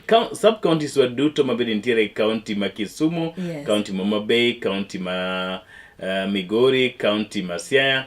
Wan kod geno Ruma Bed nyakoro Mgajwang' kamoro moro montie. Wamoso ni good morning kamoro moro montie. Uchiew nade okinyi makawuono. Geno wa inu Ruma Bed. Brenda koth sani kora pano dok matin. Koth bet kodok chien matin. Okolu record an. Okolu record with the weatherman. Yes. Weatherman samoro nyalo miyo walipode. Kolure kaka ginene. Wan be wanyisi mana kaka wanene. Aneno wach moro nyoro ni weatherman lieko kanyo ni by the end of this year. Yes. Wanyalo bedo gi kod El Nino. End of this year? Mano boro December kucho? Yes. And then gwenge kuma Nandi koth pod nyime kod chwe bro paro ni jo Nyamasaria. Jo aero pod yudo pi mapoya. Mapogi apoya. Koro winjoru bed motang' joma odak e kuonde mokiepo kod aora. Anyata uchego kuma yudo pi gi gwenge kuma Rift Valley. Yes. Ubedo kudaka ngech kabisa nikech kocha koth murore Brenda. Daka matin ipomana ka koth moro pi moro chopo. Moae dhiero unon nikech gweng' mauntie to samoro koth okochwe. Nyocha ne ntiere pi mane omomo aora moro miluongo na Uji makale tie Manyata kanyo. Aneno kanyo ka gwenge kuma Nyamasaria. Yes. Ne ni koda ka pi. Pi ne ntie nyakoro Mgajwang' kotenore koda koth mochwe malo kata kamano gima ne dhiero ji gipo mana piny to tuo koni piny to tuo to gipo mana ka pi ochopo. Koro nyaka ubed motang'. Awinjo ni pi ni chopo ga nyaka Obunga. Obunga to akure. I need to seek and know. Kata kamano wageno rum maber wechego kuma garita kwe wageno tendo bila dhi nyime kod jiwa rita. Yes. Mondo miyo ne oganda obedo koritore makare county ma Kisumu ahinya. Skuli loro Brenda. Ma wane week osechak lorgi. Yeah, jopuonjre osechako duogo pacho. I guess from today tomorrow. Lastly on Wednesday. Wa expect nyithindwa mondo mi oduogo pacho ne holiday mokwongo mar tam mokwongo. Okwalur mar wacho ni kinde ma nyithindgi oloro njore medre. Kabisa. Njore medre ga. Okwal wacho ni gine magi kelo njore. To achiel kimed achiel. Gen. Koro nyalo neno answer mibedogo. Ka giloro galora ni weche mag njore medre. Ma be e kinde Brenda ma ke janyuol wadhi pogo janyuol gi janyuol. Yes. Koro winjore ne kaka rito nyithindi nyikwa mama ugo kamoro moro ma gintie. Yes. Ka gibiro kikibed mana jal masiko ywak ni gibiro koro fridge didong nono. Makati me iwe mesa kanyo karomo godhiambo to kiyudi. Mano e gin. Nyaki wamanya kaka obet korgi ka giduogo pacho. Urwak gi uritgi maber. Ko nyathi manyako inyise gik monego bed ni inyiso nyathi manyako. Yes. Inyise ni nyathi mawuoyi kik mul dende achadha. Kech mano bang'e kobro dok school Brenda to bro dok ka samoro en ji ariyo. Yes. 2 in 1. Kapod wawe mane nyithindwa ma pod somo. Yes. Timoro nitiere ma ovulate aseneno ka timore ahinya. Nyithindwa ma nyiri ohero disappear. Nyithindo ma nyiri ohero ga lal. Mae sama gilale. Giero bajia. Giero bajia mwitu. Gik mamito. Gi chips. Gi soda. Mae sama gilale. Gi tich mayot. Gire holiday kama. Kiya sikul kidok. Ke manyo nyathi mane olal. Jina kano wuogi. Nene korwako long ma green. Mambulu to ne gidhi siji party kanye. To koduogo. Jonyuol. Wakauru jukumu mar rito nyithindo. Winjo ka kaunti ma Mombasa obilo osewuok oko magere kendo wacho ni janyuol ka janyuol nyathini en your responsibility. Yes, bed jarit mar nyathini nyakora Mgajwang'. Yes. Kamoro amora ma intie ibedo jarit mar mehia ma Nyasaye okete lweti. Yes. Midak go samoro nyathini samoro ni mirita rita. Yes. Mago be ting ma Nyasaye omiyowa. Iketo to mano konyiso ni bedo ng'ama ger. Gero ahinya. Gero ahinya bende nyalo riembo Be nyathi okony. kuomi. Bede osiep nyathini. Yes. Be in osiep nyathini. Bunyambe konya kod Mugajwang. Be inyalo wuoyo kode. Be inyabet kode piny mipimne. Kosin ng'at maka nyathi dono wuogo to semana wuok kod nyathi tung mosuo. Amerika ni mipimne. Bende en be nyathini be nyalo approach Exactly. Nyathini be nyalo approach ni daddy. Leo tukienda mahali kuna kijana anaitwa nani? Alikuwa ananiambia hivi na vile. Yes. Koso in janyuol maka nyathi pok otieko ni pop. Tisekwanye. Ni mago bla bla bla. Nyathi luori. Adwaro wacho ni magrano dwa wacho ni. Yes. Warwak nyithindo gi ka giduoge pacho, wahergi ko nyathi manyako, puonje kaka odak e kor gweng', weche mag limbe mang'eny midhi kawaya ka ng'ane, wawere go. Yes. Seche ma ng'odhi kawaya, uyo Masembo, Imbo, Homa Bay, Kindu Bay, eka kete ni otedo ne welo. Obudho welo gotieno. Eka koro wach skul wuok e pache. Bed kod mihichi, rite, nyise gik monego tim, gi gik moko onego tim. Piny masani be kik wawuoye kata weche mag disco matanga. Yes. Dwa winjo ni gwenge mahero nitie jojendi manyotong', odira motieko disco matanga. Ne gidhi monjo disco matanga, ma dhi nyime.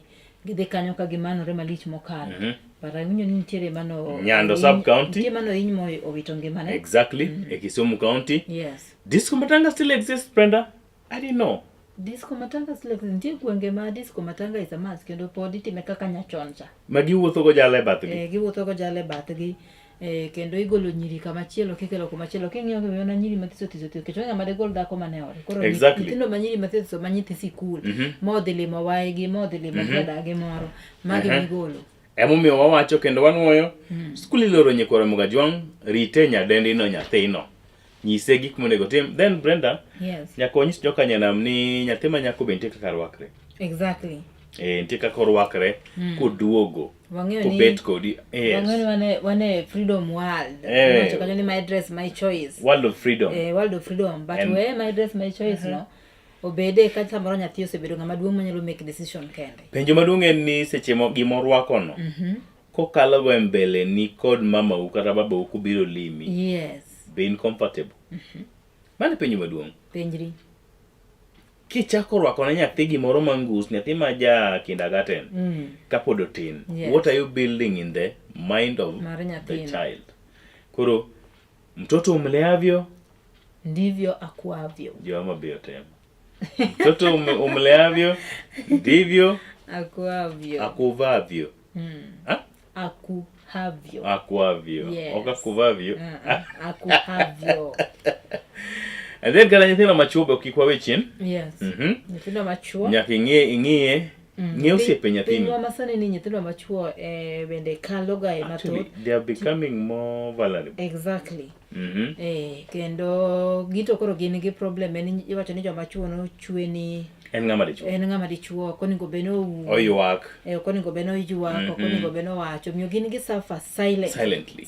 And that's the worst kind of suffering. Yes. Koro kobiro nyakod mama uno koduogo wae skul mosomono wauwa kode penje kete piny koduogo kikiroke kato rem. Nyafwenyo ni samoro nyathini koduogo nitie jonyuol moko ma en ka nyathino dhi bae karachne. Samoro nyathino oduogo en e ot but iyudo ka ot kuma entie ni en mana ng'ama olorore. En mana ng'ama koluong ni bichiem to biro bila chiemo to dhi olorore. Simbe moro ben go kanyo gi iPhone gi laptop moro kanyo, iPad, otima ang'o. Internet ben go ma free. Exactly. To kidhi e ode no nyaka yud ga mana koloro dhoot. Ang'o motimo?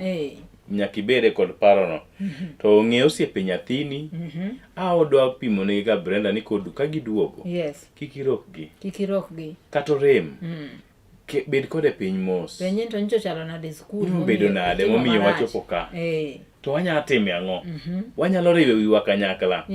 Koso en ng'ama isewe lwet nono. Kik iwe nyathini e lwedo nono. Obed nyathini minyuolo, obed midak go ma Nyasaye omiyi responsibility mar rito.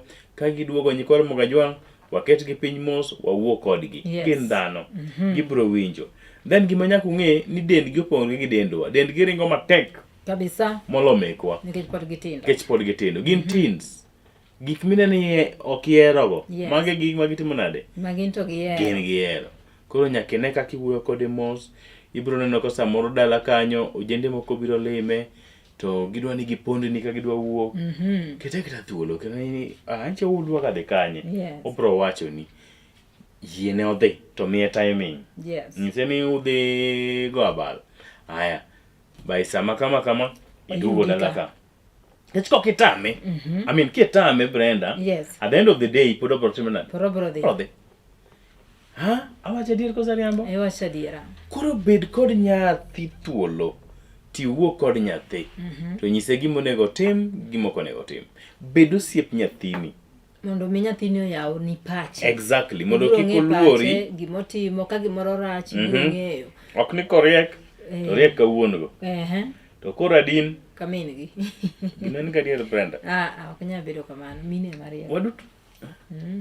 Ida wacho ni. Waduto ne wariwre mondo mi wayud nyathini.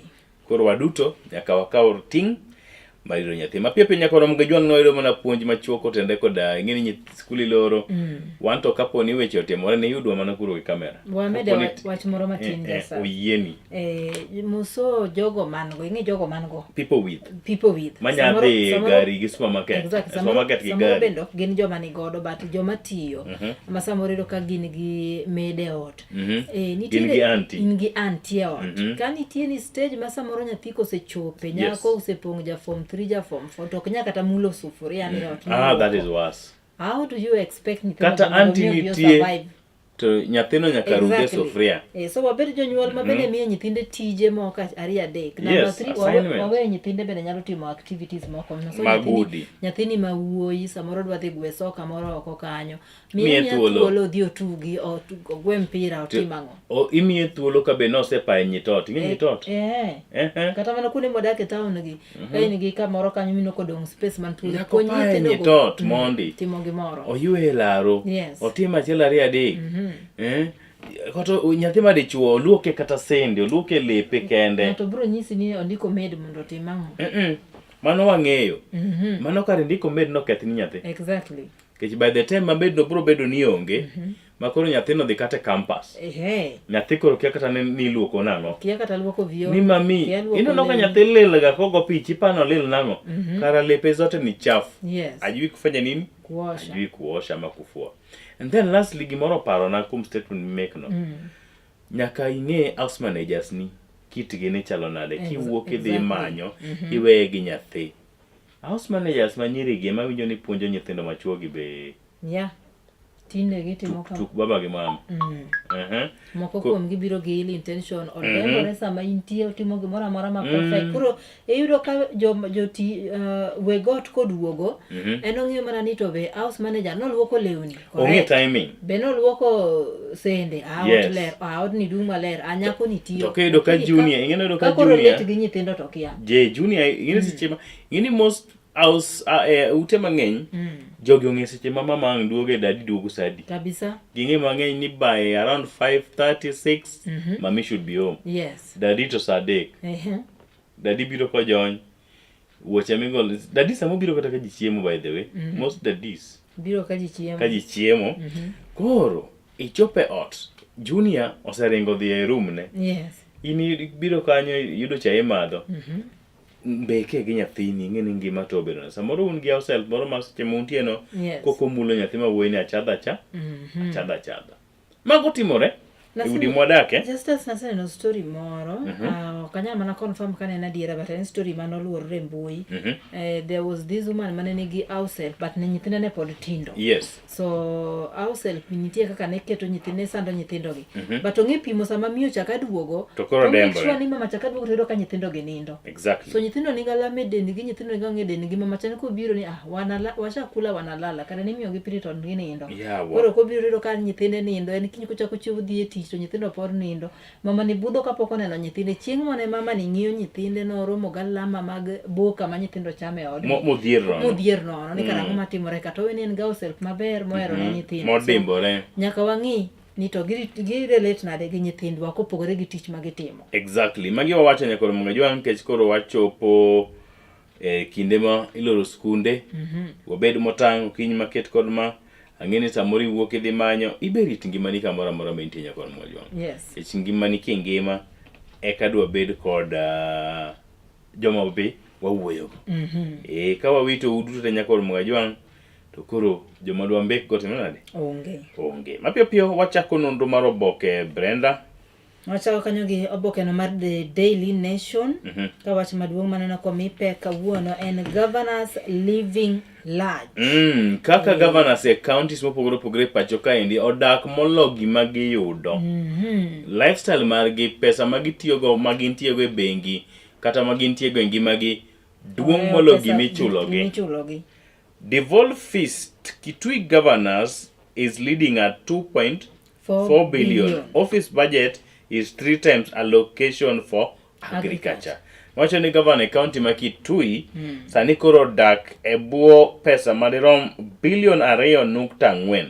Ka report wacho ni omenda ma governor ne yudo en nyadidek mar budget ma piny Kenya keto ne weche mag pur. Hey. And then waneno kanyo governor Julius Malombe ma Kitui en maintie koda 2.4 billion. Governor Wavinya Ndeti mano governor Mama Chakos en kanyo gi 816.7 million. Gladys Wanga Homa Bay governor Homa Bay 759.7 million. Mohamud Ali Marsabit mano governor Marsabit ni kanyo gi 608.1 million. Mohammed Adan Khalif ni gi 521 million governor Mama Ndera.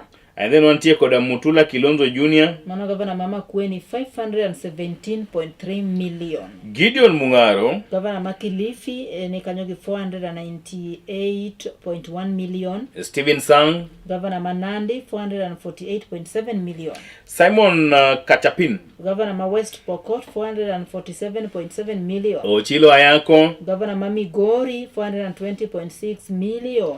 Jeremiah Lomorukai mano governor Maturukana 405.7 million. Dado Godana mano governor Matana River 402.3 million. 12 counties chief spent over 8 billion on their office. Nearly 60% of the total allocated to governor's office across 43 counties, with financial record showing how some of them prioritize luxury over development projects for residents. In several counties, allocation to this office surpass funds set aside for education, roads, water, energy, agriculture. Maisonia, oboke ni lero nyakoro Mwajwang kaka governors counties mokrine 43 tiyo arietha kod omenda, kendo omenda ma bende giyako mag jopiny ng'eny kendo ng'eny malich mokalo moloyo omenda miketo ne tije kaka weche mag somo, weche mag loso apaya, weche mag pi, weche mag teko, kanyakla koda weche gweko mag pur. Kalipot yango ni gidewa ahinya dak e ngima mar nyathi molo kaka weche mag dongruok ono be ni chwalo nyakon Mwajwang. Gitiyo gi omenda moingo kata kwan ma giyudo. Bathe kanyo mother daughter among 16 killed in Nyeri crash. Yes. Boro report kotenre koda miyo mabende no miyo kanyakla koda nyare mabende no wito ngimane kwan oganda 11 mabende no yudre masira mar wang' apaya gwenge ma Nyeri. Eite mar ariyo wacho kanyo ni devastation for families as victims of Nyeri horror crash are identified. Ano tipo kanyo mar migosi David Kiburi, Kenya Forestry Service Officer Sebastian Ndolo, Assistant Chief Kanyi Gitihu, mano from Kieni constituency, then Peter Braxton Mudhukumi, mano japinye gwenge makono, Olivia Mudhoni, kaeto gi Nancy Mudhoni, nyathi ma ja 2 years, and then Nancy Mudhoni nitie kanyo kod Maureen Wambui. Devastating for families as victim of Nyeri horror crash are identified. Ide mokwong mar ariyo nyiso kanyo kaka oganda mabende no yudo lal kendo wito ngimagi e masira no ero mar wang' apaya mano lal kod ji 16 e county ma Nyeri. Yes.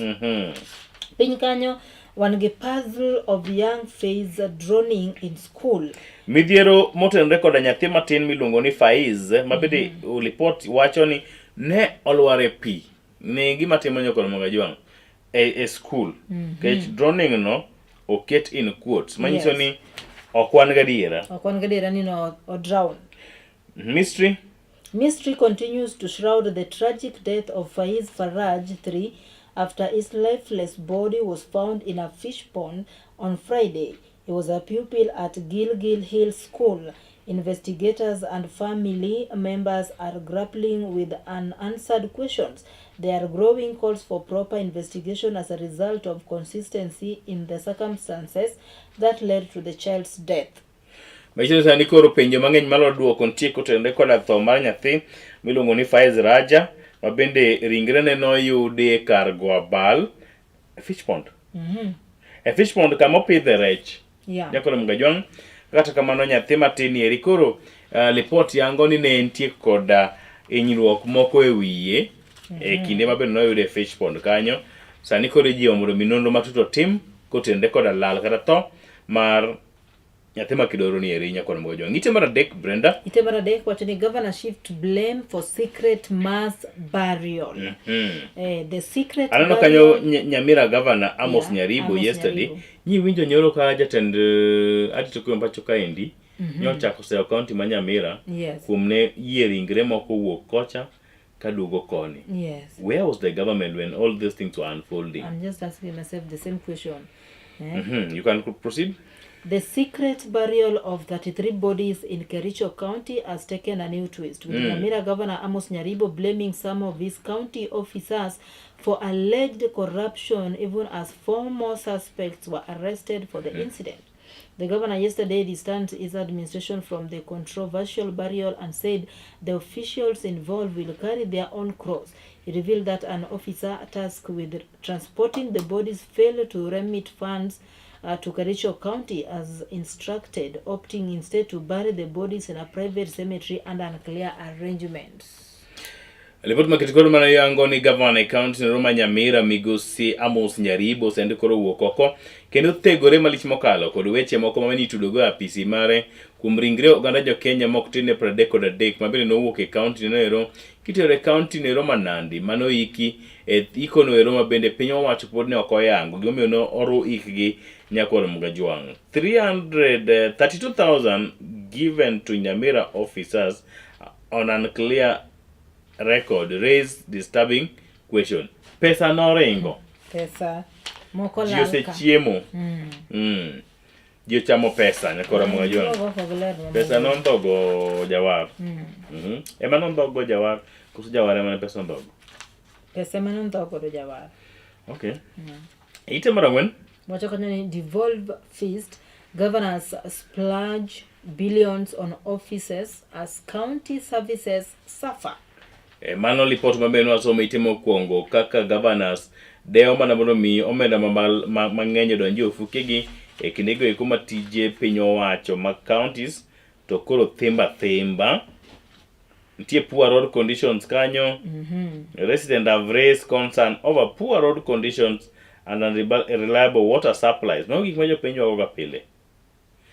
Top spenders, the top spenders allocating more than 400 million each are Julius Malombe Kitui, Wavinya Ndeti Machakos, Gladys Wanga Omabay, Muhammad Abnatud Marsabit, Muhammad Aden Khalif Mandera, Mutula Kilonzo Junior Makweni, Gideon Mungaro Kilifi, and Stephen Sang Nandi, Simon Kachapin West Pokot, Ochila Yako Migori, Jeremiah Lomorokorai Turkana, Dado Godana Tana River.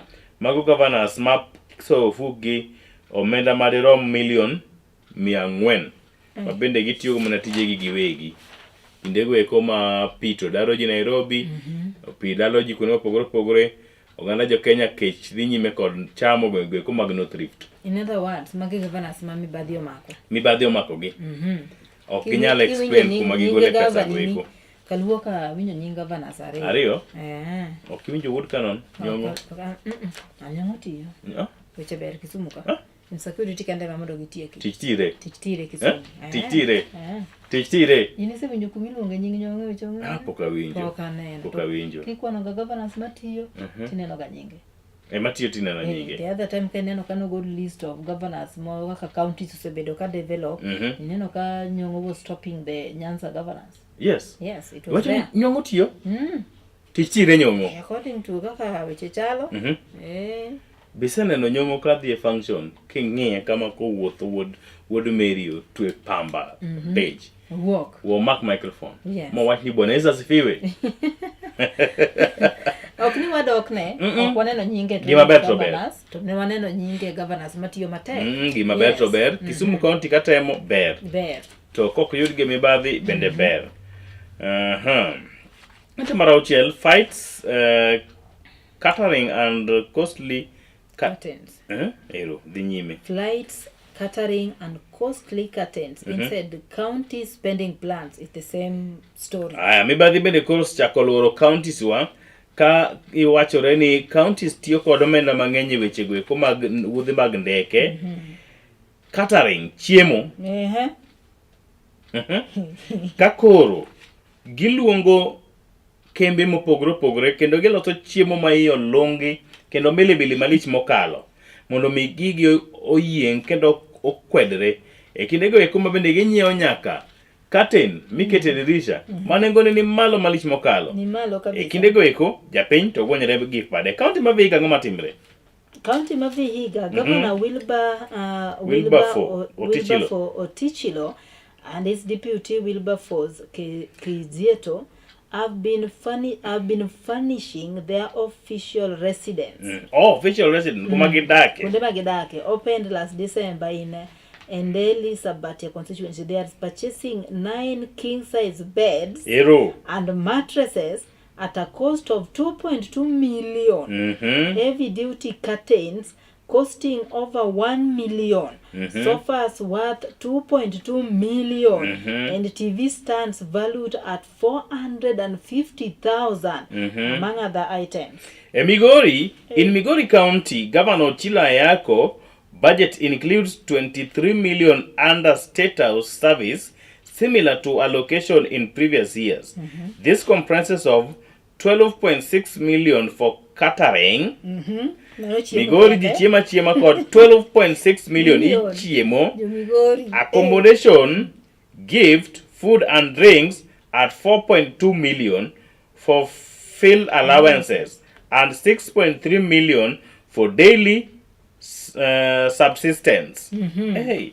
There is also 1.5 million for communication services and 500,000 for courier services. For carrier services. For carrier services. Hey. Leach. In Bungoma, angoma timere Bungoma, Brenda? In Bungoma Governor Ken Lusaka's office has allocated funds for protocol and administrative items. Yes. Including 700,000 for mobile handsets, 300,000 for executive tablets, and 250,000 for side tools. Airtime for staff is budgeted at 800,000 every 4 months. The office employees 20 drivers, 5 protocol officers, 5 communication officers, and 7 advisors. The governor timonango. The office of the governor has an allocation of 191.5 million, while the deputy governor office has 39.6 million. Busia wechok ng'eny ahinya. Busia Governor Polo Tuoma has allocated 13.8 million for commercial flights and 10.3 million for chartered planes. Catering services will cost 10.6 million. While 4.5 million is set for blankets and bed sheets. Hallelujah. 5 million for blanket and bed sheets. Eningine orengo at millions zote. Enonge thousands. Jobusia mangi blankets aina magi. Anu wana Jobusia. Umwana wefwe. Orie. Busia Governor Polo Tuoma has allocated 13.8 million for commercial flights and 10.3 million for chartered flights. And catering services will cost 10.6 million, while 4.5 million is set aside for blankets and bed sheets.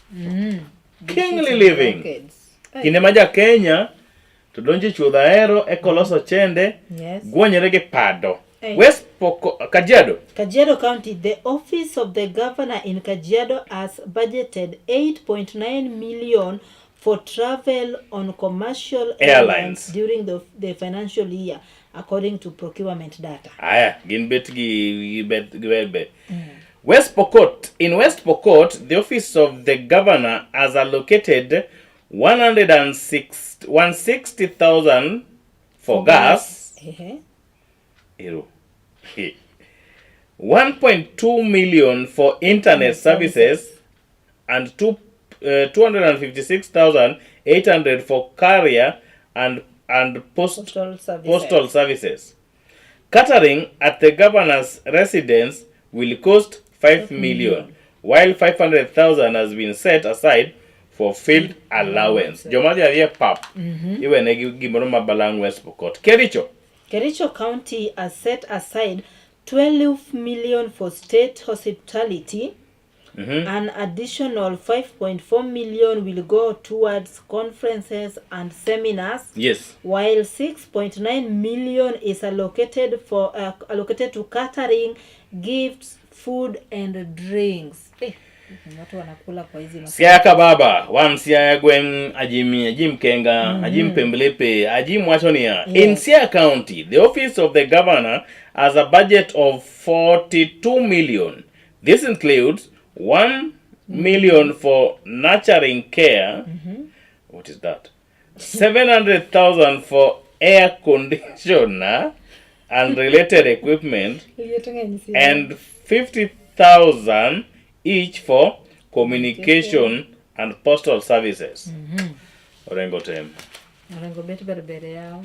Orengo bet berbere. Wacho millions kai. Orengo bet berbere. Wacho ni Kakamega ni beno masom? In Migori 12 Nyamira, Kakamega, Lamu wasom.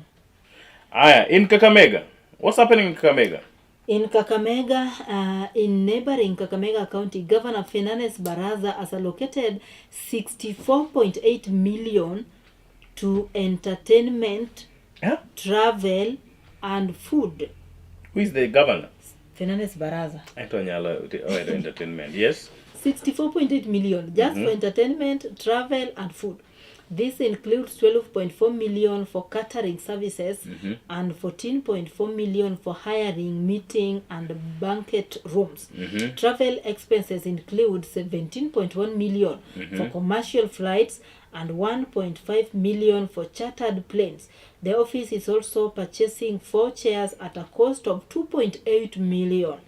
Corporate uniforms worth 3.7 million and fuel costing 17 million to support local transport. Other planned expenditures include 25 notebooks, computer costing 5.6 million, 6 desktop computers at 900,000, and what? 14.4 million for newsletter services and 1.28 million for floor scrubbers.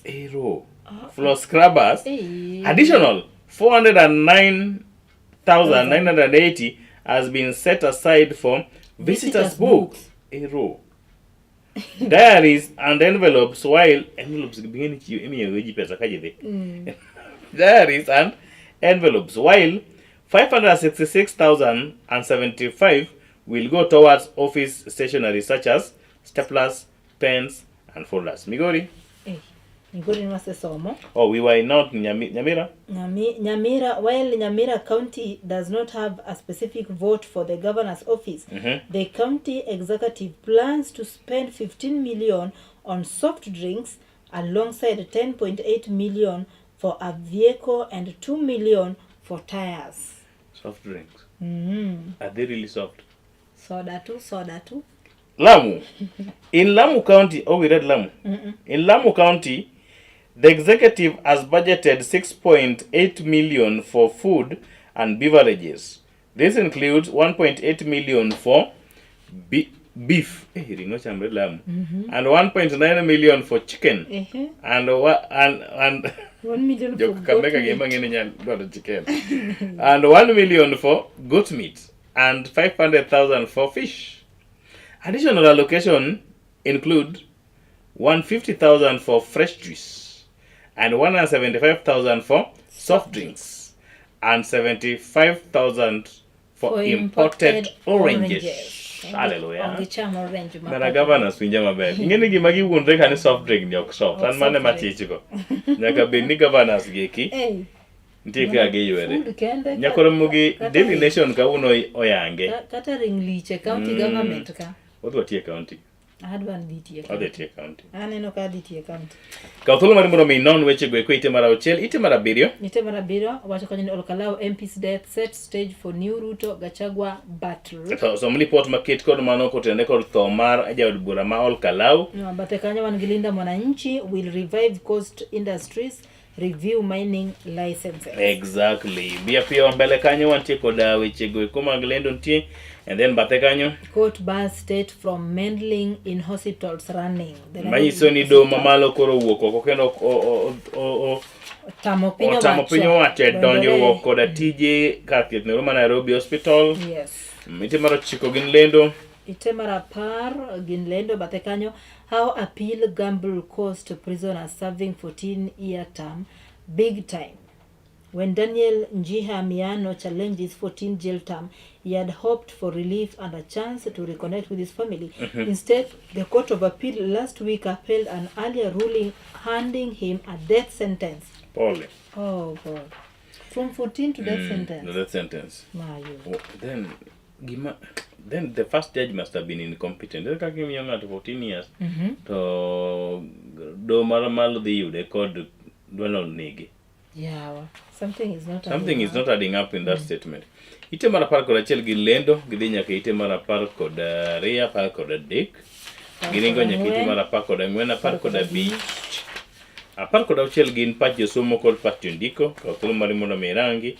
10 kod 6 Brenda gin goro mar cartoon. Voter registration tie piny kanyo. Jo mandiko ji osechopo. Kata ng'ama osechopo tendo onge. Yes. There you go. Now start doing your maths.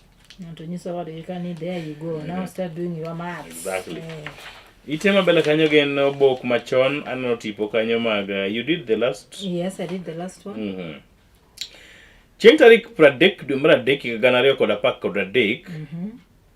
This year I was just fresh from high school. Okay.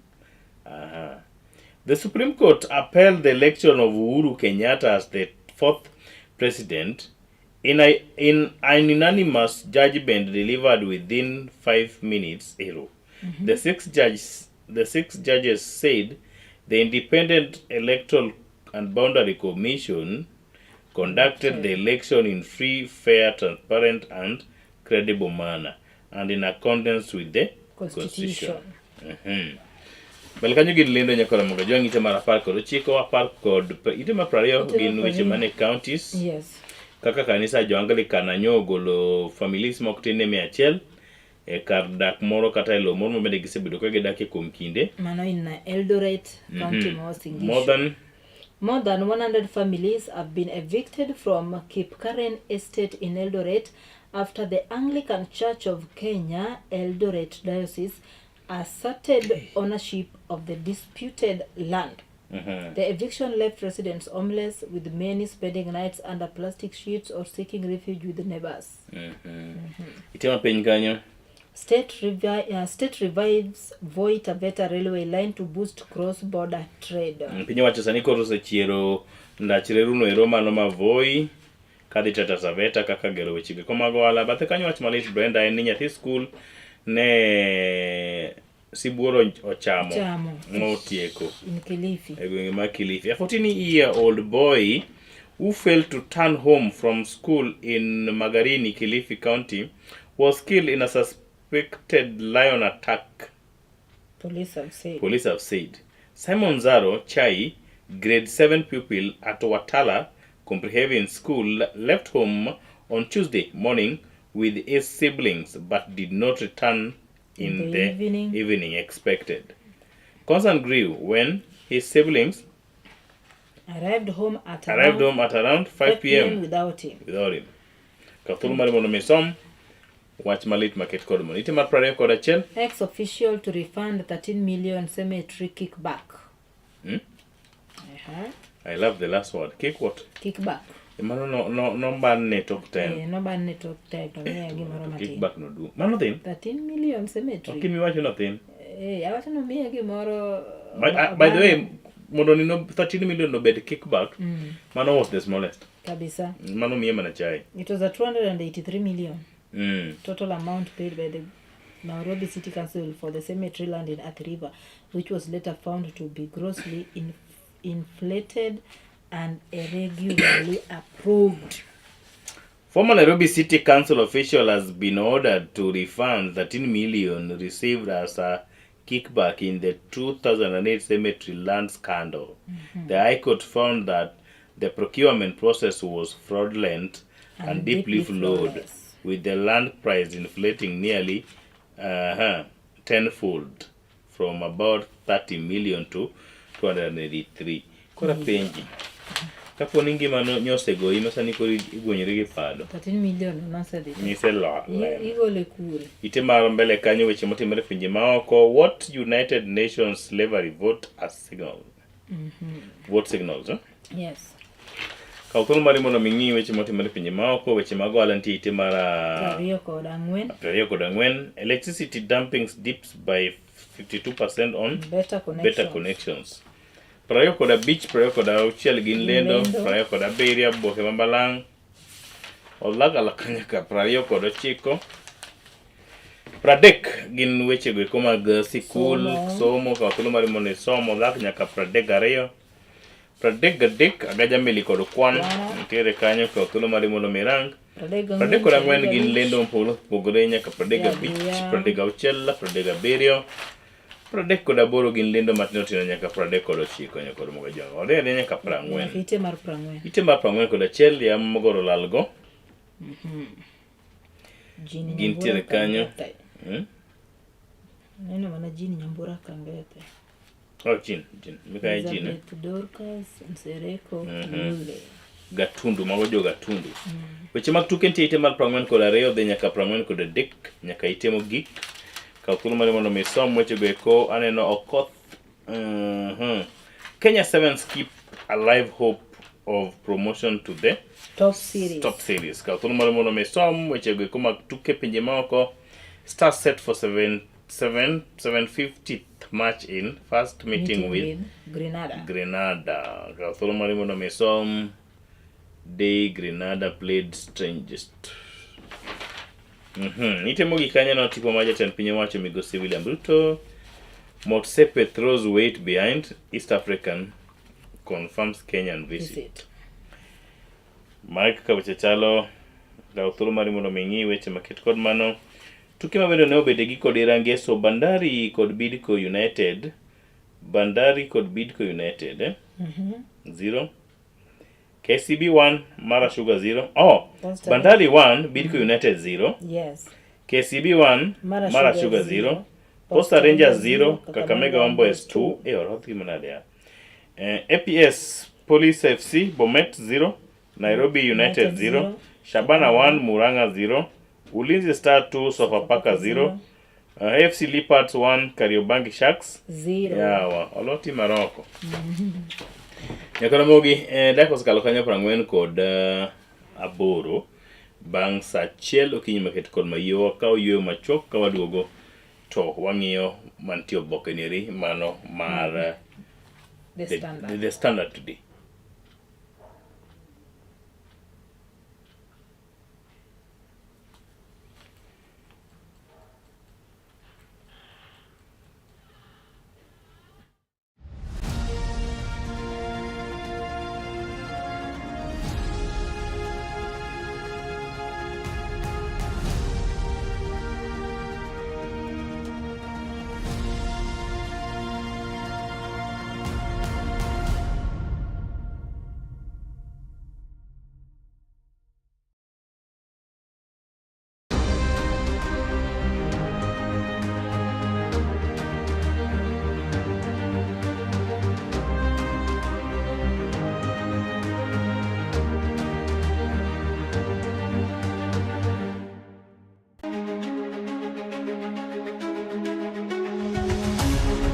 Odiochieng' kodiochieng' yamb siasa kudho ma opogore opogore ka jotelo riwore kod duond buche siasa kaachiel kod riwruoge mag siasa bende mopogore opogore. Kaka japiny, be ing'eyo kaka yamb siasa ringo e pacho kaendi? To gin dongruoge mage mowinjo bedi ni iyudo kaka japiny?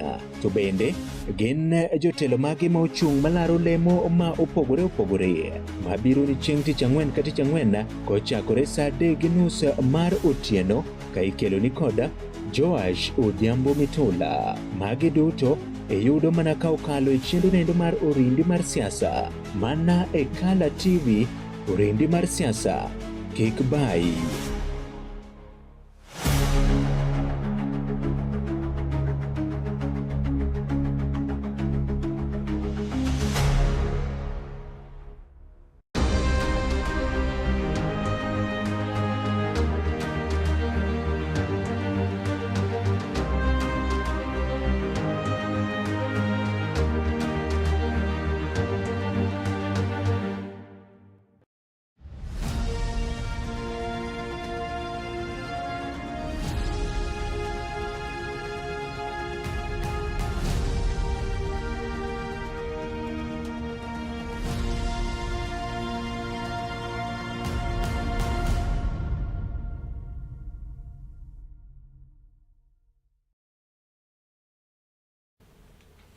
Machiegni kendo nyakore Mogajwang' e telo ni rima bende wadon wang'iyo oboke ni rima no ma The Standard bang' ng'iyo oboke ni roma no ma Daily Nation. Parne koro mosaria wang' kanyo wadhi bedo kod twak kod wendo ma en achiel kuom jokanyo ma bende nosomo e sikund yawuoyi ma Maseno. Yes.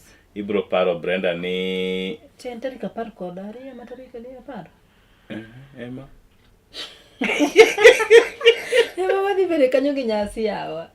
Kure. Just us. Akwedi. Ing'e gima udhiere go ni gir jomaseno ni ng'e moloya. Ato ane jaiye. Ang'eyo, kendo ang'eyo ni ker biro. Jatend piny owacho. Jatend piny owacho yuoro. Ok anyal lewo. Kure. Aikora ase nyaka twang'o nanga. Mithiko kanye? Maseno. Kora wach ni jopiny oseng'eyo. Wadhi celebrate 120 years nyaka ne Maseno chakre. King'e nyaka gik miji celebrate. Exactly. Ja Maseno. Langa dong chien nang. Isedhi Maseno ridi? Nyaka ne higa ni chakre. Asedhi Maseno diriyo. Ang'o momori gi Maseno? It's a good school actually. How they do their things, how they organize their things. Yeah, seems good. The gentlemen? They're very gentlemen, by the way. They behave well. And they are very young. During those days, manaso manana we madongo dongo schools. Ani kingio, they're very young and very disciplined. Oh. Adier? The way they speak, they're very disciplined. Those kids are disciplined. I didn't know. Exactly, they're very disciplined. Maseno school? I wanted to buy something, and then some of them came and they thought I was a teacher. And the way they just teacher, can we help you? Talk to me, I can just tell you it was nice. Ilikuwa watoto wengine hawangeona mwalimu wao. But I'm not their teacher. Wangetoroka mbio. Whether I was a teacher but not their teacher. Si hata kutoroka, wangeniongelesha tu kama ni aje. I think Peter Owino, OGW, yes, the chief principal of Maseno School, need a bottle of soda. Yes. A soda. Huh? Okay, you know, those kids are disciplined, as you are saying. They are. Oh. They are really disciplined. Or maybe the few I interacted with. No, you enjoy. You watch your gani. Mano was just a sample of what is there. Exactly. Iranyisi margimantiere kanyo.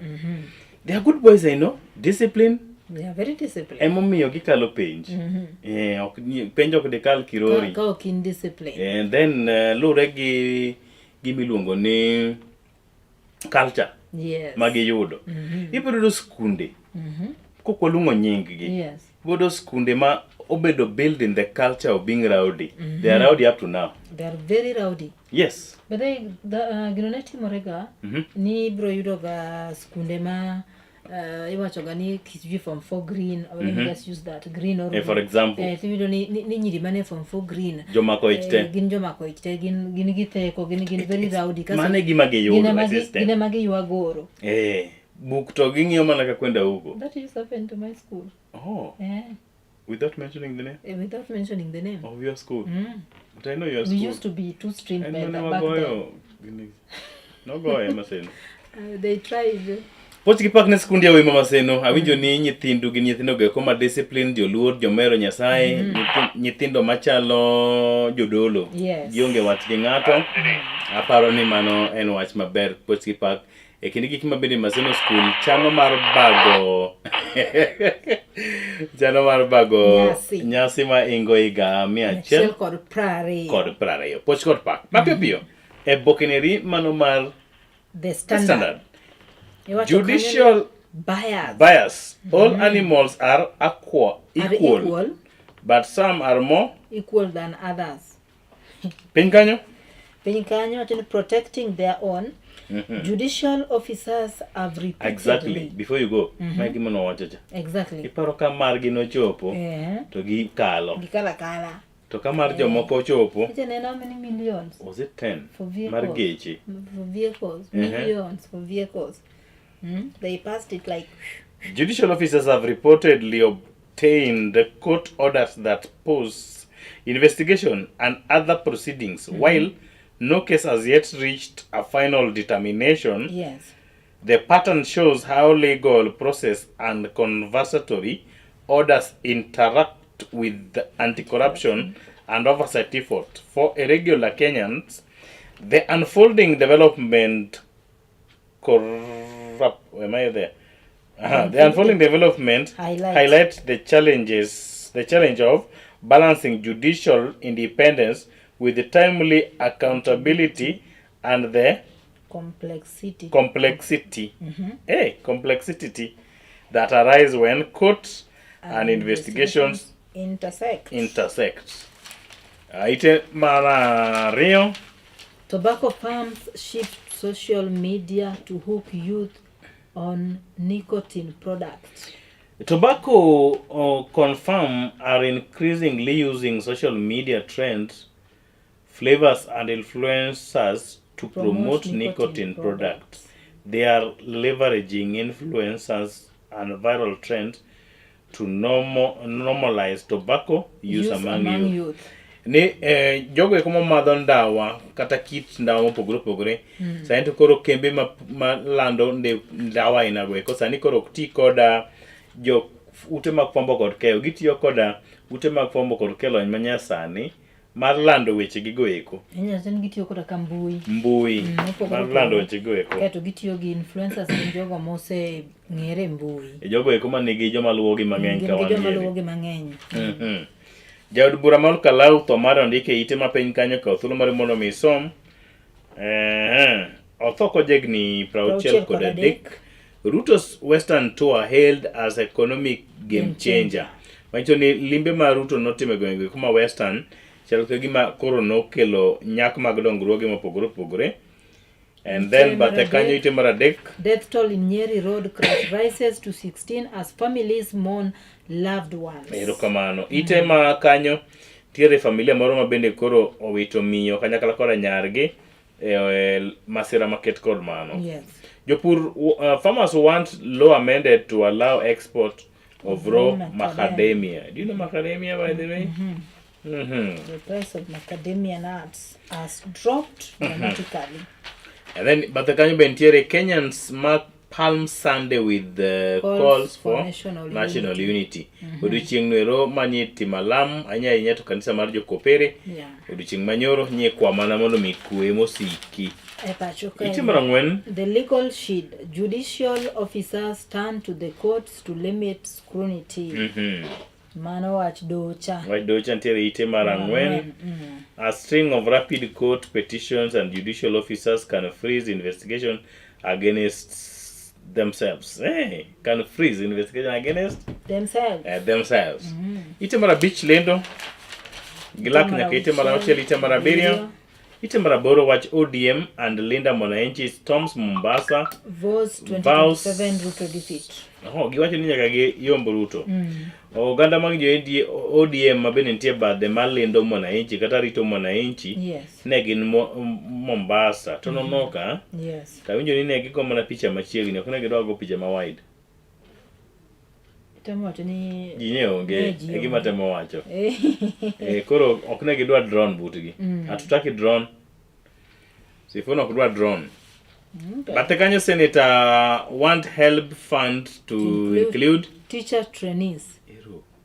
Senators have called for the inclusive of teacher training program students in the Higher Education Loans Board funding to ensure inclusivity in the education sector. Okay. Ite maro chiko ntie lendo motim godo Ol Mutual ite marapar. Learner deaths raise fears over safety in schools. To mar nyathi ma bende nowito ngimane sani koro keto luoro malich mokalo kotenre koda ni to nyithindwa how safe are they in school? More than 10 students' deaths in 3 months have triggered nationwide concern. Ini nyithindo maloyo 10 osewito ngimagi e skunde e dweche adek kende. E okenge ma samoro jotend skunde go ok nyal yango.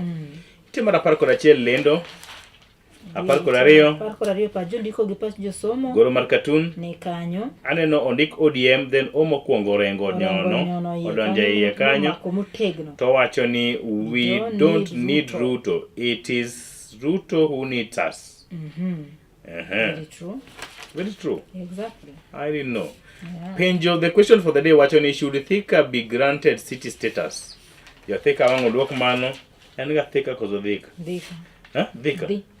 Ite mar 14 tiere pa josomo kod pa jondiko olak nyaka ite mbele lendo ite mar 16 to boke mabalango chakre odhi nyime nyaka mwajwang weche mag ngima ntiere kanyo weche mag tuoche mopogore opogore be ntiere and then mbele kanyo wantie koda lendo kanyakla koda weche mag don't silence critics EU envoy tell state. Are we with you? Yes. Mbele kanya kono mungajwang ibiro yudo reports market kod mano and then ite mara 19 weche mago mag ngima mag pur bentie pinje maoko. Massive protest against Trump across the US on No King's Day. You know gimomi aling. I'm wondering why they keto St. Mary's Yala a world story. Oh my God, this is Medisiara picture. Oh, but when you see near page 30, okay, Hanana. Okay. It's correct on page 30.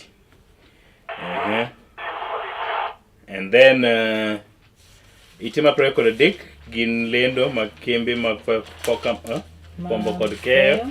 Itima preko da ngwen gajameli kod kwano. Prario kod abich lendo matino tindo mago elni matino tie kanyo giningo nyaka prario kod auchiel prario kod abiriyo. Prario kod aboro. Kod mogite ma prario kod aboro gin lendo. Prario kod chiko. And then prario kod chiko gin weche mag tuke. Aneno kanyo nyadendi matugo no ero mag joma nigo golf.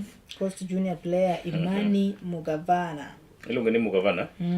Ochwado dothe. An overall winner of the CBK Mombasa branch golf tournament at the Nyali Golf. Tugo mar go abal bentie kanyo Parkland Sports Club be major stop in National Championship Award swimming National Nairobi County Swimming Association. Oh, in Nairobi I ka thulu mari mondo mi ngi port market kod mano. And then itemar predict St. Mary's Yala ready to dance to national glory. Leech. I don't see what you're reading. That's a like you know, I was wondering where you are. St. Mary's Yala ready to dance to national glory. Yes. After 8 years in the cold, St. Mary's School are back where they believe they belong. And everybody belongs there. And this time they are not just making up the numbers. Ano tukagintie kanyo kod tukuno mar rugby emageri yenye malich mokalo. Ano kaya wuyo tingre kanyo ma piny kinen. All the best in Mary School Yala.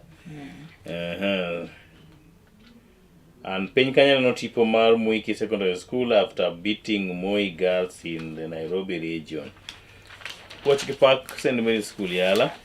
And then duoko mag rugby 15s pool A okduoko but kaka opang gi tugo mag national pool A St. Mary's School Yala, All Saints Embu, Kwale and Upper Hill. Pool B. Then pool B Bungoma High, Kisii School, Mangu School, Menengai. Timu ni roma nyithindo manyiri rugby. Sidindi Girls. Sidindi Girls. Kinale Girls. Paul Harris. St. Joseph Girls Kitale. And Pool B1 Gimwira. Bangathi. Mbagathi. Sigoti Complex. St. Teresa's Embu. Hapa ni Kisumu ni. Itemogiku will have the last laugh. Senegal football fan is in a smile after her team defeated Morocco on January 18 to leave to the West African Cup. Wanakamano nyako na mungajwang ite noero mar Pradek Dario. Emocho kwe giko manoro maroboke okinyi nere market kod maindi. Lekos kalo kanyo ang beach bang sario kugwen market kod maindi. Parni kaka ne wasingo wadhi bedo koda wendo momido wadhi tuagwe weche mopogore. Ahinya to kwa ng'iyo ni to weche mag somo osebedo ka chiedho nade. To sikundi ya wimo Maseno dwa bago nyasi higni 100. Kod 20. Oh, agolo 20 and you are so happy with Maseno school. I don't know why. I need to investigate this. You don't have to. I already told you I visited Maseno for the first time and the welcoming and the students are very disciplined. Was like, wow. Yeah, everything was just like, I know you didn't expect that from boys. Exactly. They are gentlemen. Yeah, that's who they are. You know, even if you are an adult like me, you have this small body, you go to boys' school, you fear that they can bully you. Okay. Actually, they can bully you. And you notice the way they are very free boys? Very free. And how do they call me? Very disciplined. And they call you Uncle Amafom. Wakao yo machok nyakoro mgojong waduo kod twak kod achiel kuom jogo eko en wuoyi matin mabende nosome skundi yo Maseno. Yes. Mondo pim na ento chenro chalo nade Maseno ko. Lungan dia sasa doya wood seme. Ta achiel koda ka an Brenda Agenyo anyasubanyana.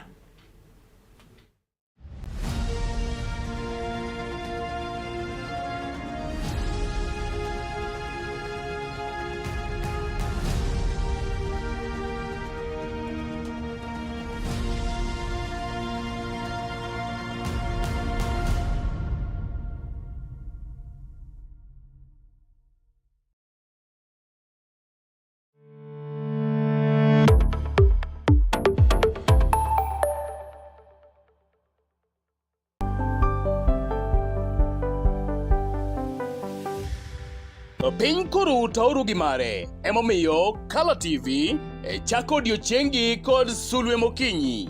Kabende Sulwe Mokinyi menyo odiochiengi juma mangima. Kawachako kod weche manyien matuche kendo miyo ing'eyo gik matimore e tung piny koni kod kocha. Kabende warango kaka odiochiengi biro bedo e futo mar yamo e kor lwasi, nondo mar oboke, chal mar apeyni e kind mamoko mathoth. Bang'e to iyudo twak manimba kod jolony ma opogore kanyakla kod kithor mar weche gweko ma opogore. Wechego mag siasa, twak e weche ngima, somo, ohala e kind mamoko. Ema omiyo wuok tich nyaka tich abich itudori kod an Justus Adoyo kaachiel koda ka an Brenda Agenyo saa 12 okinyi nyaka saa 4 onyango mana e Color TV. Color TV machiegni pacho ma e odwa.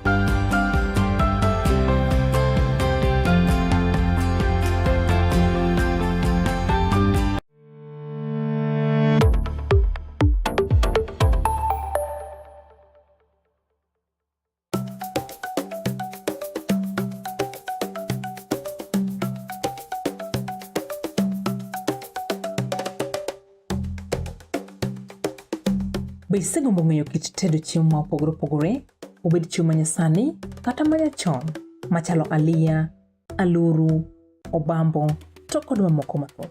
Machiegni tet manimba, chenro miyudo tiegruok mathoth e weche mag jikon. Waseso jikondi kod chiemo mamit maweki nang'o lith lweti. Kochakore crepes, cookies, ring abula, samosa molose rang'iny mamalo, man kod ndhadhu mamit miwuoro e kind chiemo mamoko mathoth. Arni wapuonji loso nyaka kit math mamoko mayom kaka cocktail kod smoothies matieko riyo. Kik bayi, tudi koda juma ka juma mondo wated kanyakla. Chieng' tich ang'wen, chakre saa 5:30 nyaka saa 6 mar odiechieng'. Tet manimba, duoko duto ne penjo mag jikondi.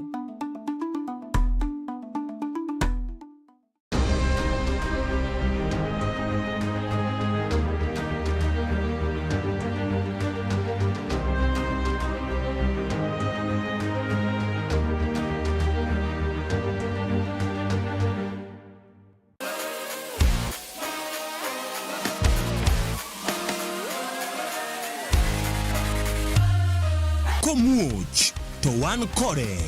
Duoko mag tuke mopogore opogore, jotugo motimogi, kuonde magitimogie, to gin tuke magi mabiro.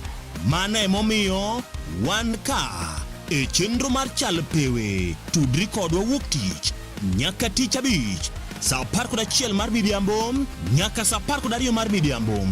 Kama wanyisi motimore e pewe duto mana e Kala TV.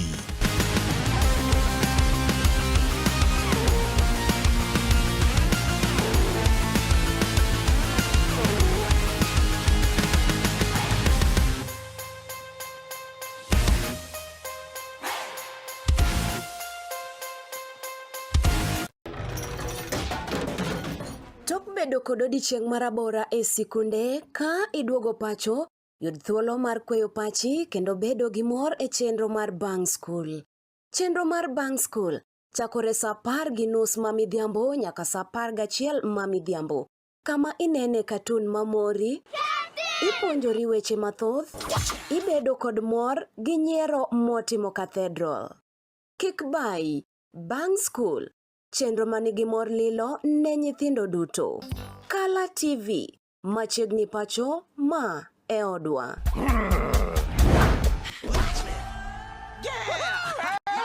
I've fallen and I can't get up.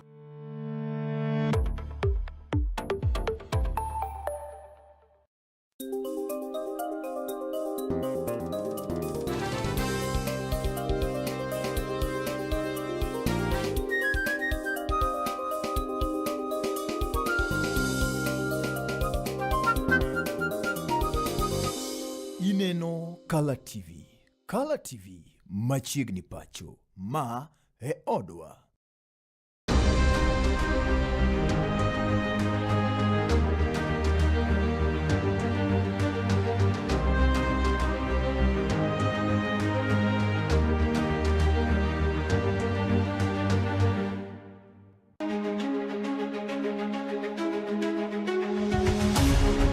Odiochieng' kodiochieng' yamb siasa kudho ma opogore opogore ka jotelo riwore kod duond buche siasa kaachiel kod riwruoge mag siasa bende mopogore opogore. Kaka japiny, be ing'eyo kaka yamb siasa ringo e pacho kaendi? To gin dongruoge mage mowinjo bedi ni iyudo kaka japiny?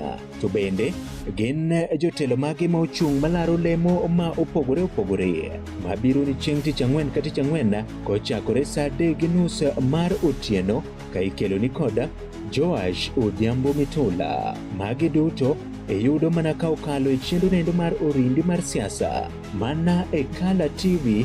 Orindi mar siasa, kik bai.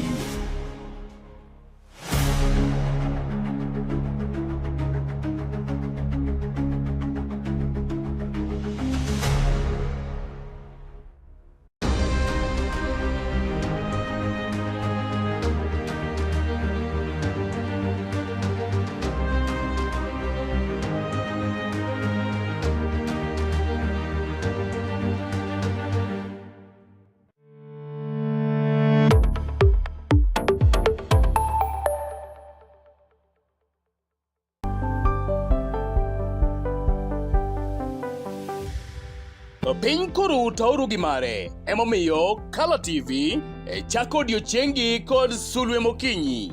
Ka bende Sulwe Mokinyi menyo odiochiengi juma mangima. Kawachako kod weche manyien matuche kendo miyo ing'eyo gik matimore e tung piny koni kod kocha. Ka bende warango kaka odiochiengi biro bedo e futo mar yamo e kor lwasi, nondo mar oboke, chal mar apeyni e kind mamoko mathoth. Bang'e to iyudo twak manimba kod jolony ma opogore opogore kanyakla kod kithor mar weche gweko ma opogore opogore. Wechego mag siasa, twak e weche ngima, somo, ohala e kind mamoko. Ema omiyo wuok tich nyaka tich abich itudori kod an Justus Adoyo kaachiel koda ka an Brenda Agenyo saa 12 okinyi nyaka saa 4 onyango mana e Kala TV. Kala TV machiegni pacho ma e odwa.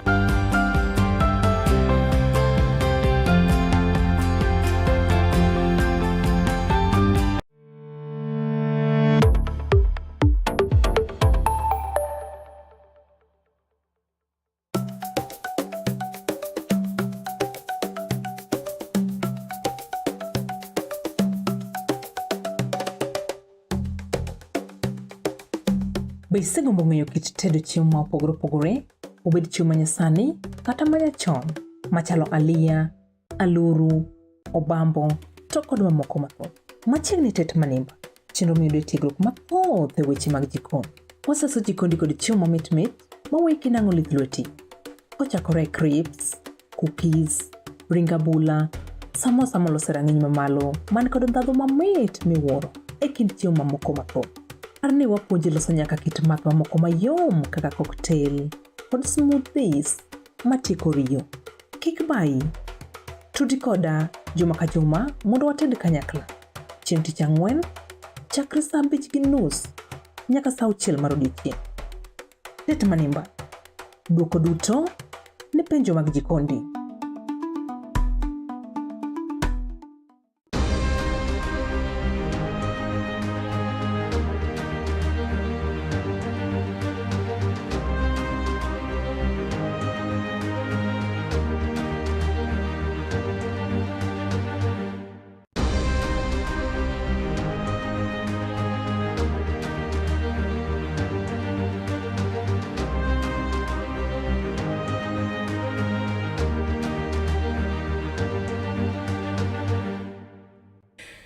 Machiegni kendo nyako mga jong kamoro moro mentie okinyi ri maket kod maindi decals kalo kanyo 16 bang' saa 2 okinyi ri maket kod maindi. Ka in ng'at mane dhi e wira, samoro isewuok idhi manyo, samoro isedonjo apisi, igo chandri koni kod kocha, ni kang' romo godhiambo to nyikwa mama unyalo yudo gima ginyalo keto e mesa kendo ginyalo gago nikech tich matek be migero go piny kod mga jwang. Kapo ni pod intie dala, samoro itimo achiel ariyo adek, wadwoko ni machiegni chenro ni eri mar Sule Mokinyi, bathe ni eri mar twak mabedo kod twak kod jolony mopogore opogore e gund weche mopogore opogore. Gibed weche giko mag siasa, weche mag thieth, weche mag ohala, weche mag somo kind mamoko mathoth. Okinyi ma kawuono wan kod ai mar bedo kod achiel kuom jolony e weche giko mag somo kanyakla kod weche giko mag ngima, mano migosi Jorim, mabende wadwa ni watwago ahinya to kotenre kod wach mabende ne wawuoye, mabende ne wagelo kendo ne wakuodho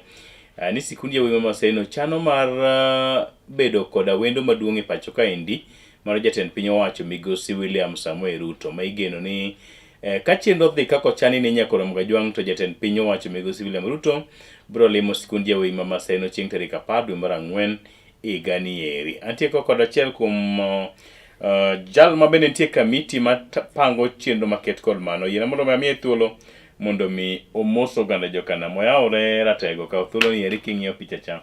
Mose oganda jokanya nam timi gi nondi machuok. Erokamano Justus kuom luonga kawuono mondo abi awache matin gi jopiny. Iluonga ni Jorim Amadi, an jalo manosomo Maseno School higa mar 96 nyaka 99. Ema natieko school kuro mana kuro. That's between 96 and 99. And 99. So my exit year was actually 99. Kuro ne wasomo kuro Maseno no tiego maber. At Maseno School we were very well taught and very well trained in matters of life. That's why I'm very proud of the school. Kata kinde no jogo manosomo kuro ng'enywa wachokore kendo as all boys mondo mi wati ni school e yo mopogore opogore wanyalo konyo school gi weche mopogore, obed koka gedo, loso school, obed koka rewarding nyithindo matimo maber gi jopuonje matimo maber, to obed yore mang'eny mwakonyo go school simo kata ka ntiere gi mag sport gigo wa support kendo machalo games to gi academic programs basically by way of motivating the teachers and students. Kineno ka gimwatimo bende wachokore in an association called Maseno Old Boys Association.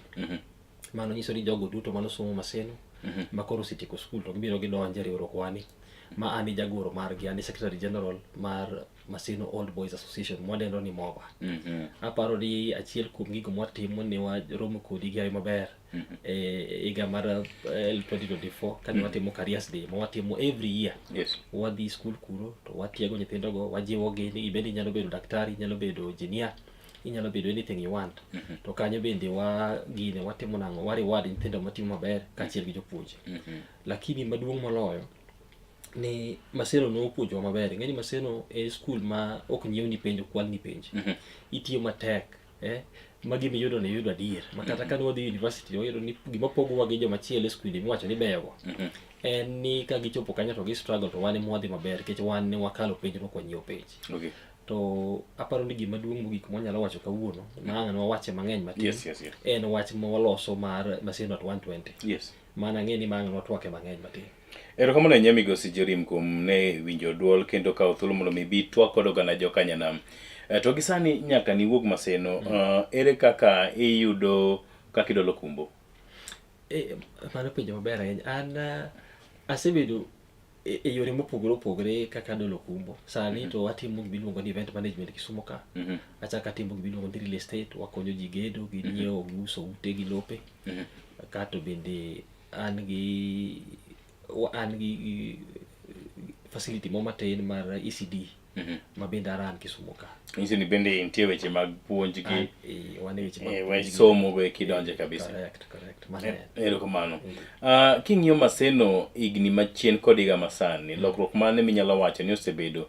Ndalo moko nawinjo ni ng'eny joma ne osomo Maseno go eko ne ok dwa ni ulok infrastructure kata kaka setup ne nitie, to wang'eyo ni kaka lony, kaka piny medo dongro, development changes bebedo e kind oganda. We are told it was not very easy for most of the old boys to want even classes to be changed, uniform to be transformed. Was it true? What is it? Absolutely. In fact, you've touched a very serious question. We as old boys have struggled with that issue between heritage and between modernization. Nikechengeni Maseno is a cultural, I mean, it has a very historical significance from its inception 1906 to date. So we were 1906 when we were founded by Reverend J.J. Willis. We were struggling between preserving Maseno as it were and modernizing it. But now, of course, we are coming to the realization ni nyaka modernize school. Exactly. Nikech most of our structures are pre-colonial. Noger gi ndalo wakoloni. Wakoloni manogero gi. Kendo kapani negina ute motegno. Not until a day moro mane yamo moro go bath class moro kanyo ma olwar piny. That's when you came to notice no nego be ni wa improve. Yes. To kata kiwe mano, ute wago to sani to ti. Wacha dier. En mani koro dire identity gimoro mi identify go ming'eyo cha. Koro kibi muko gi te to ng'amo somo kuro 1960s, 80s, 70s ko biro duka skul opogore kabisa. But koro aparo ni there's a bit of a balance. Tie kuonde moko maparo ni biro muki to nitie moko biro ger manyien. To moko bi nyalo dong just for historical reasons. E chia mar Maseno kinde manu somo manu kete maine weche ge mag somo ahinya, ne uneno ka competition ne chalo nade kupimru kod skunde mamoko e pacho kaendi? Kiwacho adier ting'eni wan ne wapiem motegno ahinya gi skunde madongo. Nikech kude ma wantiere, wan school maduong'. That was your league. That was our league. Ma wan ok wanyal tugo skunde matindo. In fact, ne ndalo moko ne kata headmaster principal marwa madhile WJU Amadi. Ne seche moko no kidwa ni wakikere gi skunde moko ma e gwenge. Nikech kidhi kikori kato koro ingo koro ok inyal tiyo matek. Ne wapiem gi joma dongo. Ma Alliance gi Stareg nigo. Koro gima ne chanda wan ng'eni Maseno kawo ji mang'eny. Yes. That is a fact. Wider scope of population mag nyithindo. Numbers. Ting'eni mean score is a factor of numbers. Yes. Koro iyudo ka wan we are more generous. Ng'eny ji kawo ji mang'eny Maseno. Skunde moko ting'eni diyo numbers piny. Koro mean score gidhi malo. Koro iyudo ni yes wayudo A's mang'eny lakini number wato koro dok piny nikech ang'o? Nikech wa enroll ji mang'eny. But king'iyo maber to wan watitie maber to kendo A's mano yudo ne genuine. Kineno ndalo moko mane A's ne ludhore mang'eny ka to Matiang'i nobiro ketho. Yes. Suddenly, you know. The era of Matiang'i. Yes. A's bedo mang'eny, A's bedo 50-60 how? One Maseno nogolo gala mikoma genuine, kata gin moko ang'wen abich to gin genuine. To koro kano chaka digi no ka A's nodok piny, ka Matiang'i nodiyogi. It tells you the ranking or the education system was a bit compromised, exam system. Lakini to Maseno we are very proud. The one maro mano yudo wa very genuine. Okay. And then sani koro ki compare system machon gi sani, mabende sani koro oganda jo Kenya thuthni e donjo kit somo manyien, competency based education. What did you say? Ere kaka u transit mos? Kiwacho adier to okikore this education system and confusion mang'eny to be very honest. Kata ambisi moko confuse matin. But the intent is good. ne kaka ne serikal ne pare ne ber ni nyithindo onego be tim somo ma practical ma not necessarily just book learning but apani transition mare pok obedo handle maber nikech ineno ka it is a very costly program for parents. Odwaro a lot of inputs ma parents moko are not ready to do kato be rido jopuonje mabedo ne handle those new areas have not been well trained or actually been trained at all. Because there's a bit of staff shortage. They're not well equipped. They're not well equipped. They're not well tooled. Yes. So there's a staff shortage in that area. But it's something that can be improved. But I'm sure the government can also review it at some stage and see whether it's working or not. And then it either go ahead with it or abolish it. But the intent was good, and my implementation is a problematic one. Maseno School, an aim to content with over the years, bido nine utimo maber kabisa weche go eko mag tuke maoke pap. I think Maseno nwang'eyo gi basketball, rugby, hockey. Actually, Maseno School nwang'eyo hockey. Maybe plus Kisumu Day. Yes. Me where I land, we didn't have those special games. Anasomo Diemo High School. Aiseme Kombewa. A proud member. Nakawatch Kategno. And you see, in Tegimiluongo ni exposure. I can't deny we learned in the village. Right. So me going. Right. Because of you talking about Nerom. Correct. You didn't remember could be so much. It's true. It's true. True. You didn't talk with the Nana, Mangu, Stare, Kenya High, State House girls. So while we were in the village, I think there's exposure. When you get from other quarters, you now know how the world moves. Maseno taught me several things. Some games I didn't know exist. So anyway, the question was, Eric gimomiyo sani uneno ka samoro Maseno tachu ok rieny ahinya weche mag tuke moloyo kaka rieny weche mag class. Iwacho maber Justus. Kama minyalo tim mondo mi kata tamana ma wantie ni migosi Jorim. Nye wageno nu njatero kata basketball gi handball gi rugby. To wayudo kudong' nono. Gima lit ahinya ka skunde moko matindo gi go e games mane wane mondo walonye. Gima nyalo wacho gine en niya. The issue, an institution is as good as a leader. Yes. Who is there. The focus my leader no mio that particular game, so that particular aspect. Ema mio jogo shine or they don't shine. Yes. Kineno migosi Manoseni ndo tula. No invest a lot in sports. Yes. So is what you get, what you put in is what you get out. Yes. Koro simokedo ni principal machielo nyalo bedo en more focused on academics. Koro kanye kuma yudo result. Okay. Tuntire moro man focused on games ahinya. Ido ni skunde ok tim maber ahinya lakini games to giber. Ido gi skunde No, we know them. Kata mana boma ka wang'e. Masa mtie moko masa moro kata result duoko gi ok duogi lakini gito mana pera. To ginti giber. Koko luongo nying ng'ato. Adwe luongo moko lakini luongo nying ng'ato. Koro bas mtire moko ma bende gin balance. Kana no migosi tula notema ahinya. Migosi Amadi mane mbele ne ben notema maber, especially ngeni he was a sportsman. Kore ben notema hockey was very good during those days. Rugby nitie nyaka sani tire Amadi Sevens mind honoring his name. Yes. He really invested in rugby. We attend that every year. You understand? Yes. Koro man was a tribute to him in terms of investment in sports. Koro Otula notimo maber ahinya gi watch basketball. He really invested. He really invested in coaching and perhaps even getting those students more talented, sports scholarship and so on. Koro another question of investment. What you put in is what you get out. Exactly. And sani koro ka nyithindo gi transit kendo ineno ka ngima lokore, wane modern world, bingini wane era manyathi ok chwadi. Gino ero en gima lich ahinya. Ingeni wan nego, wan no belt. Ni rodhi nyowo. Discipline. Ema wi yawre. I really don't think ni that is the best way to go. Ni nyalo dum kadwa. Tindo okonde go ni timo ka gidwaro.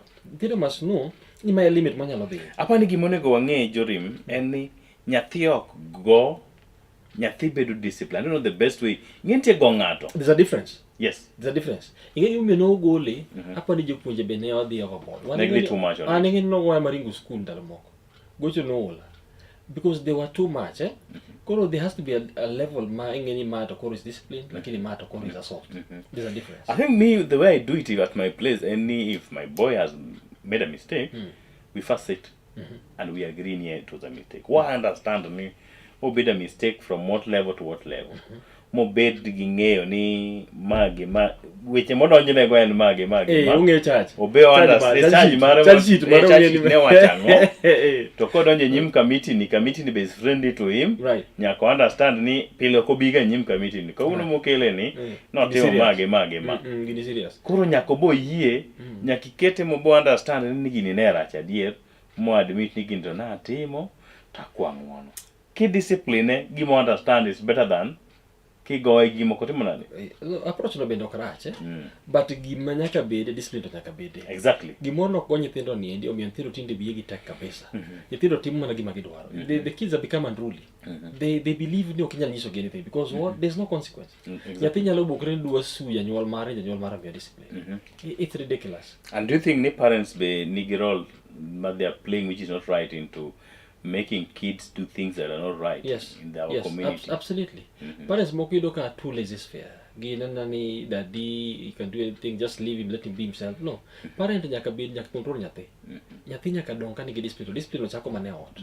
Kaja nyuol is firm and has clear boundaries on what is right, what is wrong, what you can do and what you can't do. Then that is where it starts. Koro kanya tino di school, no digi foundation ma discipline. Maisha nyathi kokoso.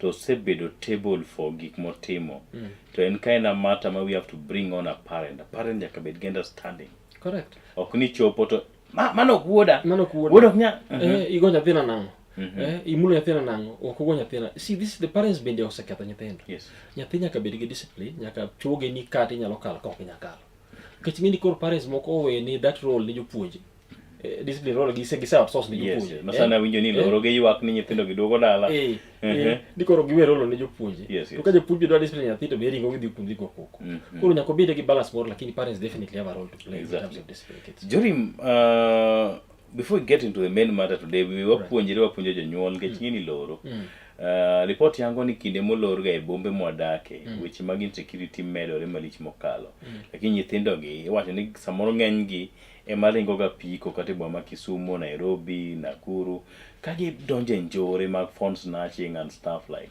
lakini ka in school to dimbore mok dinge. How can we uproot such cultures kuom nyithindowa wanyatiyo nade kaka school kod jonyuol kata jorit nyithindo?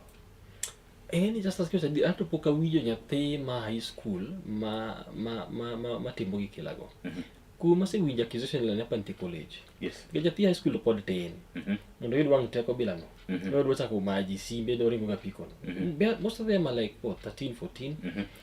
Joma se winjo kane chando ji ka kinde moko na winjo kisumbwa ka Nyapanti college ma chando ji matimo gi kilago. But which is very absurd kasi ngama ni school en ngama nigi hope monego be ni en ongiyo follow up ongiyo ni en gi hope no nyalo timo better life. Ngama ose school manamba jakuo mane ma ose lose hope nyalo donje kilago. Koro miyo aparo ni it would be absurd to find a student engaging those kind of things. Exactly. But again, there's role of counseling and you look at most schools in chaplaincy. Yes. That is a role guidance and counseling and all that. I think the idea is just to give them hope at all the time. Need they are on the right path. So they will have anything they want in future only if they keep working hard. To koro discourage shortcuts ilago. And then we in our dailies today in interior nyithindo ma osebedo katho e skunde wa in a span of 3 months nyithindo osebedo katho penjo maduong' en ni to how safe are our kids in our schools? To the buck stops with who? It depends on what is the cause of death. Is it sickness? Is it bullying? What is it? Again, the ultimate responsibility of any school stops with the principal. Exactly. And to kunyali escape. But in any bo principal bend intire teach. Any schools are large. Kinyo katika school mama sendido ni gini karibu 3,000 students. Yes. Ilo ni principal kunyala ngiyo gite. Teachers, boarding masters, also deputies and so on. At the house level, you don't need the prefects. Yes. Korocha korege kanya. Prefect nyaka bedi nga mungeyo ni joga gi ngani ka wuno ko chalo no tuo. Nyaka warengo atere. Go report them malo. Mane gi di responsibility in house captain. Now they bring us to speed. How are you handling yourself nalo a student me benicho pokater japuonj maduonge report? We had a very robust and strong prefect system. Mane amadi no kelo. Katabene and prefect. We are very strong. In fact, gigote, most of them the prefect never handle it. Yes. Ma deal conclusively. Student leadership. We had enough power. We had enough organized system. There's a house captain in charge of the house. ngani tuo It was accounting for everyone. Right? At the house level, nitiere gi inspector, nitiere gi senior boy. Koro magi levels te mag leadership from the lowest minus hierarchies. Inspector ni kanyo, senior boy ni malo ni, prefect ni malo ni. Mondo giyo kalte ko kalo ko bijo. Koro at every one time wangeyo. Then there's also dispensary captain, mago ni wan gi health maen prefect ben. Koro kanga tuo to magi jo matero gi hospital kanyo. Kagino obare titere boarding master. Ko bari titere chula ibus hospital. Ko bari titere kan Kisumu. Koro we had a very clear structures magi can also be dealt with at that level. Koro no one get responsibility waro to sa ni to kan the principal moro biro to la no loko gigi te no ma prefects ko power no timo all manner of things. Koro they became common men. Sa mingeni said the ma prefects power. Koro ngini o chalo student mora. That means that responsibility ichake duoke malo ni jopuonje. And jopuonje are fewer compared to student to teacher ratio is very few. Or rather is large, don't you? Koro that mandik magapa intie ma jogo wargo. Some of them were misusing their powers. It's true. Ni entire moko ma high-handed, but in our cases, history in Maseno. In our cases, ne riamboge. Kane uteri ni de go ngato marache. Gibelt. Gi misuse power, principal amadi bira assembly riembi. Kedo sa riembi no students amore gi pamonyo woyo. Riembi assembly mbeleji. So you have to balance between your power and use it wisely. Kedo no mi waga warning ni mi power but not to misuse it. If you misuse it, you go. It is very clear. 2026, if God wills, will remain in the history of this nation. Kama Seno School, iwendo kod jatend piny owacho migosi William Ruto. Wageno nyabedo tarik 10 dwe mar ang'wen. A brief on that. Chenro magi mantie. Belainya. Maseno School was celebrate 120 years. Manyiso ni watimo ingo penyo ma Kenya ni Republic. We are twice as old. Donge 120 koro one double. To en gima lich ahinya kwa celebrate machalo kamano. Skunde moko ng'eny celebrate 100. One up one the oldest. Masari was celebrate 120. Ng'eny gi to gin 100 por gi celebrate miche. To warwako jatelo kake wacho no warwako migosi maduong' ma Kenya waka mondo bi mondo ojumeka kodwa. Koro wan gi chenro miloso maber, wan gi committee mabedo Nairobi maloso chenro ni sani endi. Ma wapango program duto kaka welo biro bedo, programs biro bedo kanyero. To gi kaka biro rwako welo ma jotelo go. To gi chenro te wan motimo to bet walando gi e mbui matin to kachiel kuom gibe kaka ka watimo e TV ni ka. En ni warwako jite Maseno tarik 10 April. Obro bedo Maseno School kochakore saa 2. Warwako jogo duto mosomo Maseno kunena. To warwako te old boys te. Ma en odiochieng' maru ma janyuol mari celebrate birthday. Koro kwadwa ni weni wele mapong'o dala to janyuol to celebrate 120 years. Kumora mora muntie wakwani mondo ket dari maber, mondo bi tarik 10 Maseno School April mondo wa celebrate together. Wamedo miyo details ka wadhi. Koro the main reason mwatimo gini wakawa advantages za committee mondo wareu mana gimi wacho nacha ni ng'eny buildings wato tinde oti. Koro ne wapango gi committee ni koro en idea maduong' wachako mana gi celebration lakini the whole idea en idea mar forming a foundation. Mabede sani bedo registered. We are forming a foundation iluongo ni Maseno Old Boys and Friends. Manyiso ni jogo duto mosomo Maseno te kachiel gosiepe. Ido siep maduong' mar Maseno. Makoro bang' mabro kwa gimo matin mondo ibol nwa ka. Koro kwa choko jogi together. To one get very ambitious plan mar 2 billion shillings fund more loso 2 billion. Yes. What one wagero ute manyien a whole new campus. Ute manyien, laboratories manyien, computer labs, dining halls, hostels and all those things. Brand new campus. Sports arena, arts arena. In fact, give me penja mar CBE. We are trying to support that system by bringing, casing 3 pathways. No? Yes. What one will create a building or an infrastructure for every pathway. Sports pathway, gymnasium, swimming pool, gineko nikago, arts pathway, nikageko, to sciences. Medicine laboratory and the rest of them. Koro foundation Molosonic is an ongoing thing. It's supposed to run in perpetuity. Yes. Right? Koro 2 billion fund because raise to wanyalo gero gigi temo tieki kato bende wadwa support students ma ok nyalo. Every year one students mang'eny less fortunate. Iluongo gi Maseno School ok nyal dhi kuro. Gionge pesa. Wan kaka MOBA, Maseno Old Boys Association, nyicha watero moko madhi aboro. Kuro nchana wachulo negi fees kwa video ywak gi TV mano iga mwadonjeni 2026 yes. Ne video ywak gi TV kuonde mopogore no kelnwa gi no support gi magidonjo to kopogore gi mano iga ka iga bende wa support nyithindo moko madhi at least 15 every year wachoko pesa kaka MOBA to wamiyo gi basaris achiel kuom gini neno ka nibiro 2024 wachiwe ga careers day ma timore every July to wa support ko nyithindo but now wadwa time in a bigger scale e 2 billion mowacho ni. Yes. Pesa no part of it dhi gero campus manyien, part of it dhi support nyithindo ma ok nyal chulo fees. And then kinde ma gik ma kamagi timorega migosi Jorim tido ni samoro wedea ma koni kod koni be wuok e okenge oseketo machalo nade mabiro neno ni pes japiny otigo yo makare. Mago to nitie, but ing'eni koro foundation bedo gi board. Foundation ma koro iloso ni en gi board mar ji mang'eny ma koro kinyal bukri buka ni dwa dhi golo pesa tidhi ketho. Koro bende watemo ni wadwa keto accountability structures in place ma wanyalo tiyogo ma gik mibadhi bila miwacho kok bede nikech mibadhi go ema ketho gimoro amora. Ka ji owinjo mibadhi go to koro ng'abro golo pesa chunye koro to.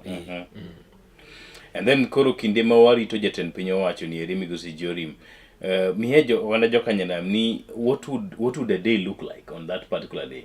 Ise kwaye gini mondo me check on their calendar, they make appearance on that day on the right time. How will a day look like? Parni wa ido ka nyithindo wuok e school kiny chieng' tich adek, they'll be out of school. Fantastic. Koro one arrangements maber kech ng'eni a function like this cannot go on without students don't nikech ma to school margi. Koro wan gi mipango gi school ni nitiere nyithindo mabiro dong' chien ma biro pong'onwa kanyo kech nyaka gibenegi. Koro wabiro bedo gi nyithindo modong' chien, wabiro bedo gi jonyuolgi, wabiro bedo gi old boys mekwa manosomo maseno te, wabiro bedo gi jopuonje kato gi invited guests, Ministry of Education, josiasa bende biro biro kuno kech ing'eni county government gini nyaka bedi wane county gi leadership marwa, local leadership nyaka bed te nikech wane constituency mekgi kaachiel gi welo moko mopogore opogore. Koro gima biro timore nikech jatelo ni kanyo maduong' migosi William Samoei Ruto bende ni kuro en chief guest marwa. Koro gima biro timore ni we are going to celebrate the day, a bit of history mar school biro wach kanyo. Chairman marwa mar foundation committee chairman bende biro lay the foundation gimomiyo watimo gini, obiro nyisowa how the 2 billion fund is going to be raised. Chairman mar committee. Okay, good. So and also founding chairman marwa iluongo ni Joager because Joager migosi moluor ahinya iluongo ni Joager and a founding chairman mar the Maseno Old Boys and Friends Foundation. Ikaki biro luonge kech registration mare bende is ongoing chieng' rumo.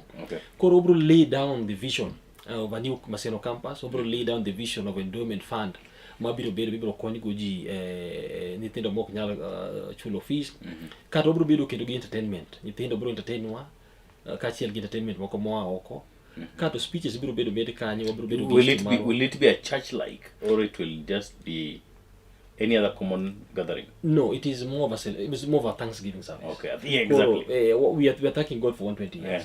Koro mabedi ibiro telnwa kanyo gi jo kanisa madongo, jotend kanisa madongo ma ACK, the Anglican Church of Kenya. Magi ne sponsors mag school. Kamutingo Reverend Charles Onginjo. Ene manosi luonge ma ene mo obro lead service mero. Koro it will be more of a Thanksgiving service. Wabro goni Nyasaye erokamano kuom higni mosekoro Maseno nyaka sani. Kaachiel gik moko mabeyo mabiro bedo diere kanyo. Taparo ni bende mogo moro be nyaka bedie ma jowa mabiro bedo gima matin kanyo. Usewuotho nade kod board manyien masani mo Maseno kotelnegi kod Ambrose Otieno Weda mabende apano osebedo katemo tayo school no obene limelight. Ok onyal kose gima chalo kama nikech gima chalo kama endi en gima is done at the highest level of the school. Ma otelnegi migosi miwacho no Jakom Weda. Wasebedo watwak kodgi, wabrief gi on the stages of mosechope kaka committee to gimeda gimiyo feedback mari. Ng'eni gibende nyaka gibiro gole. They must also have a say. Gibiro gole gimo matin, they are the host. Yes. To host ok nyal bedo ni timo gimoro ma ok host ko ng'eyo. Koro they are supporting us fully kendo kata gibiro gole gimo matin ma gibiro los ko gini. To apande giset a school maber generally. School wamor kodgi, waonge shida kodgi. We are very happy with the management so far. Nyithindo penjo maduong' ma ng'ato janyuol nyalo bedo go, penjo maduong' ma janyuol bedo go ni kinde ma jatend piny owacho biro kendo kwa bedo kod a Thanksgiving prayer e Maseno. Nyathi mana kaka piny kaendi Kenya wani ibiro winjo ka josiasa biro to wacho ni wadhi kelo ma waketo milion 50 moro kane gini japiny ma kawaida ento ang'o mo expect apart from infrastructure mogero nego no bentie gimoro mo nyithindo gi nyalo biro yudo kata ka giduogo ang'eni samoro nyithindo 3,000 go to bedo chieng'no samoro kata mana 1,000 or so ka giduogo to ere gima nyanyiso gi ni jatend piny owacho wawinjo tikne nyo biro ka. Ok ng'eni gik motimo gi to most of them are long term ok en gik moko minyalo wach pepe to kaka wacho ni ero bende josiasa to nyalo promise anything but ng'eni wan bende ok waketo hopes kuom josiasa ahinya though waluongo gi but ingeni nitiere teko mabende siasa menyalo kelo teko ma sirikal teko ma sirikal ok piem the veto power sirikal bende bade lach koro wakwayo ni wan gi geno ni bad sirikal malach no biro timo gimoro ne nyithindo go eko to kata kopogore gi mano to wan gima waromo lich mwatimo en foundation cha modechgo nikech mache mabro run in perpetuity. That is the whole idea. Celebration is just to anchor it, to launch it. Lakini one marwato for the long term perpetuity, one Modechgo Foundation, maji bro gole pesa. Mo gina hadi mo kono utafanya hapana. Gibro golo pesa magolo nero. The foundation invest in maber to kelo returns go kote ka ticket school. Exactly. Kopogore kod mano. Bentie kwayo masamoro nyalo redho e nyim jatend piny owacho. Biro paro ni kanye ntiere Agoro Sare. Nyegi wacho nitie dome hall manyegi gero nyepokorumo nyora dhine kanyo milion 30 nyegi nitie gi kwayo bas wach ni dhi megi bas kanyo nyithi maseno igni gi podu chieme laro adhi ka kanyo nyithindo go samoro ka koth chwe chuno gi gidire hall matin cha. Is it part of your priority? You may not be the principal in charge to respond to this, but ibe kata kineno bentie kwayo moko munya keto masanja na jatend piny owacho. Kwayo moko to nyaka bedie ma ngeni obviously there's a need ngeni momi watimo gini is a need to kwayo to nyaka bedie school ngeni oyikore kwayo gimoro ne kanyo semoko chopo ne jatelo semoko biro chopo. To gima wacho mar dining hall kata one stand was old boys kinde moko nwatemo lose pod ne plan to pok no succeed nikech no dwaro pesa mang'eny milion madhi mana 300 to koro pok wa succeed kode lakini kata school bedo chando wandalo wan watin ne wadonja hall no watin. Yeah, but they were not even a hall. There's a chapel mantie kacha. The Rock of Ages. We would fit in the chapel very well. We would fit in the hall very well. But the numbers have increased far beyond the capacity. But kwa moro to nyalo bedo. But again you know hall mwacho no chando school obendo chando wata ngeni obro sort out. In due time kware olwedo gi school obro loss. You love how the street looks like in the school? I mean, it's always been the same. Ngeni pokolokore ahinya that main highway mar wacha pokolokore. Nana kalam no mana ndara butu gate kamcha no gwarore matin no butu lakini mano go bende nitiere some programs midwa los gigo. Nitiere jo matek matemo loso weche go mondo mi los lam no kendo duti. But so far at the street level to korach nana kar gate kanyo mademo kethore. But kika kanyo mbele kanyo to bo bera. It's okay, it's neat bende gikete maber. Mana gate ne machandoa. And I think ni wach all nego kete maino kaka yawuot maseno mabende otegno nikech kata nyoro nyewantie kanyo gi alam e kanisa mar Anglican to ne walimete yen gigo chandowa the great Maseno gigo chandowa to I'm sure ni dilos ino gimiyo watimo gin is to address all those things all much on all ningini was the reason why I question that and I'm interested much in that those are kids and when they are in their holy sermon let me say from nowhere the rain starts now they have to scatter. It's very unfortunate nikech numbers gi are so many but king your plan hall no category no seguri almost 3 years ago apart one of us mane is an architect no se volunteer mo goro the new hall beno se chako kete gimoro weru gi gore koro gore to kata na nyamio ngato gore to mano to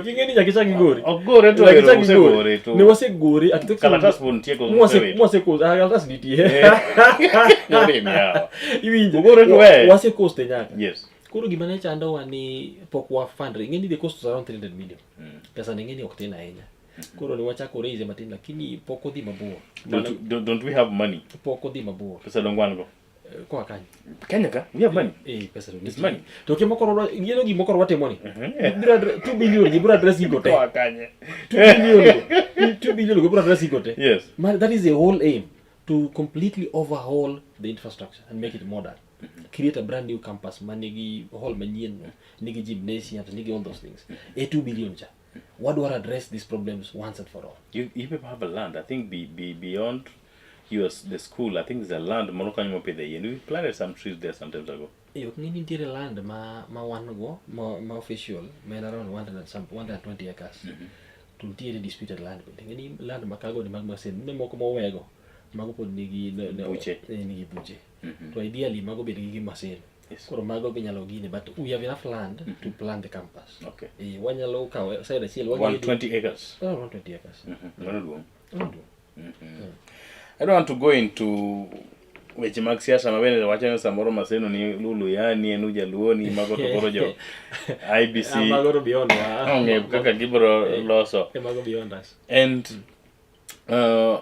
chenro museketo marwako jatend piny owacho en chenro museng'ith machalo nade butudru kod jotelo man around, obed area member of parliament, obed the Kisumu governor, obed the leadership. Sani bingini wantie faction manyaka ineka kiwuotho go eka samoro weche dhi maber. Awinjo ni une gine broad based. Not sure whether you are there.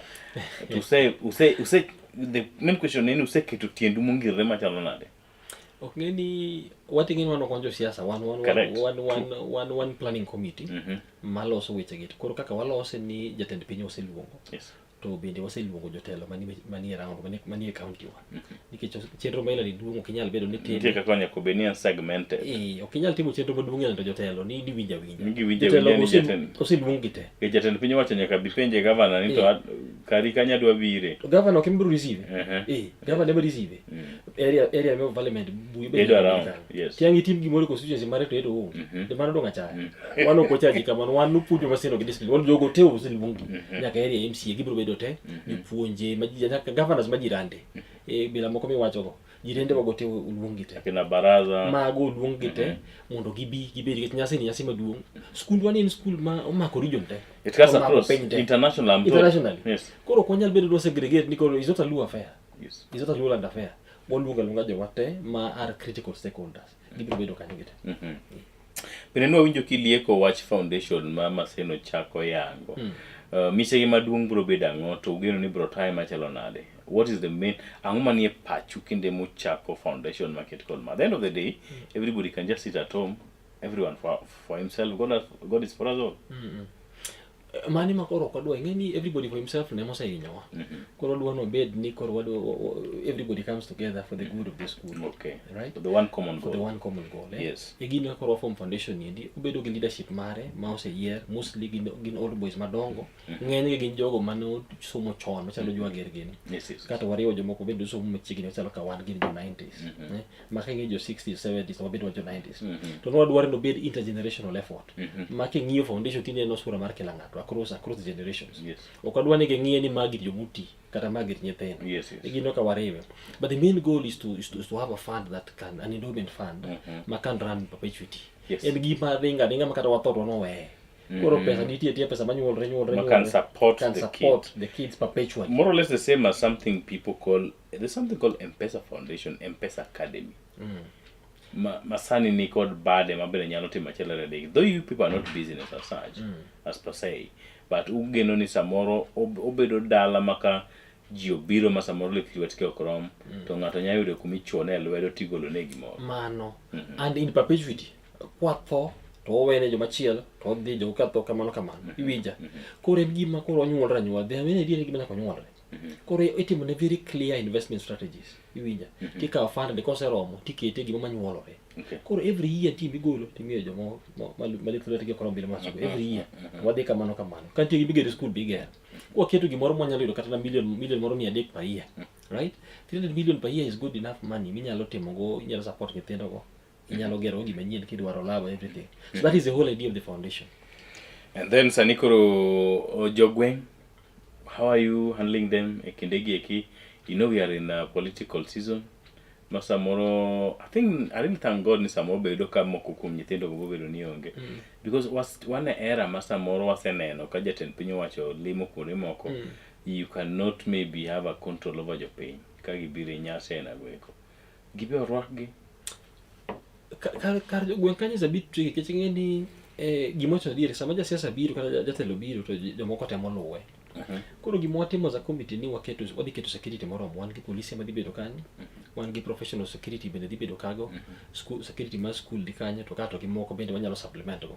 The whole idea is crowd control. Ok wanyal yie ni kila ng'ata biro nyaka obed gi numbers moro nikech kata macho ok en rally, en celebration. Yes. Rally ng'eno opogore. Koro wadwa ni mana wabro temo matek kaka wanyalo ni mondo wa control jogo mabiro at least that's why you have something called you are invited. You are invited.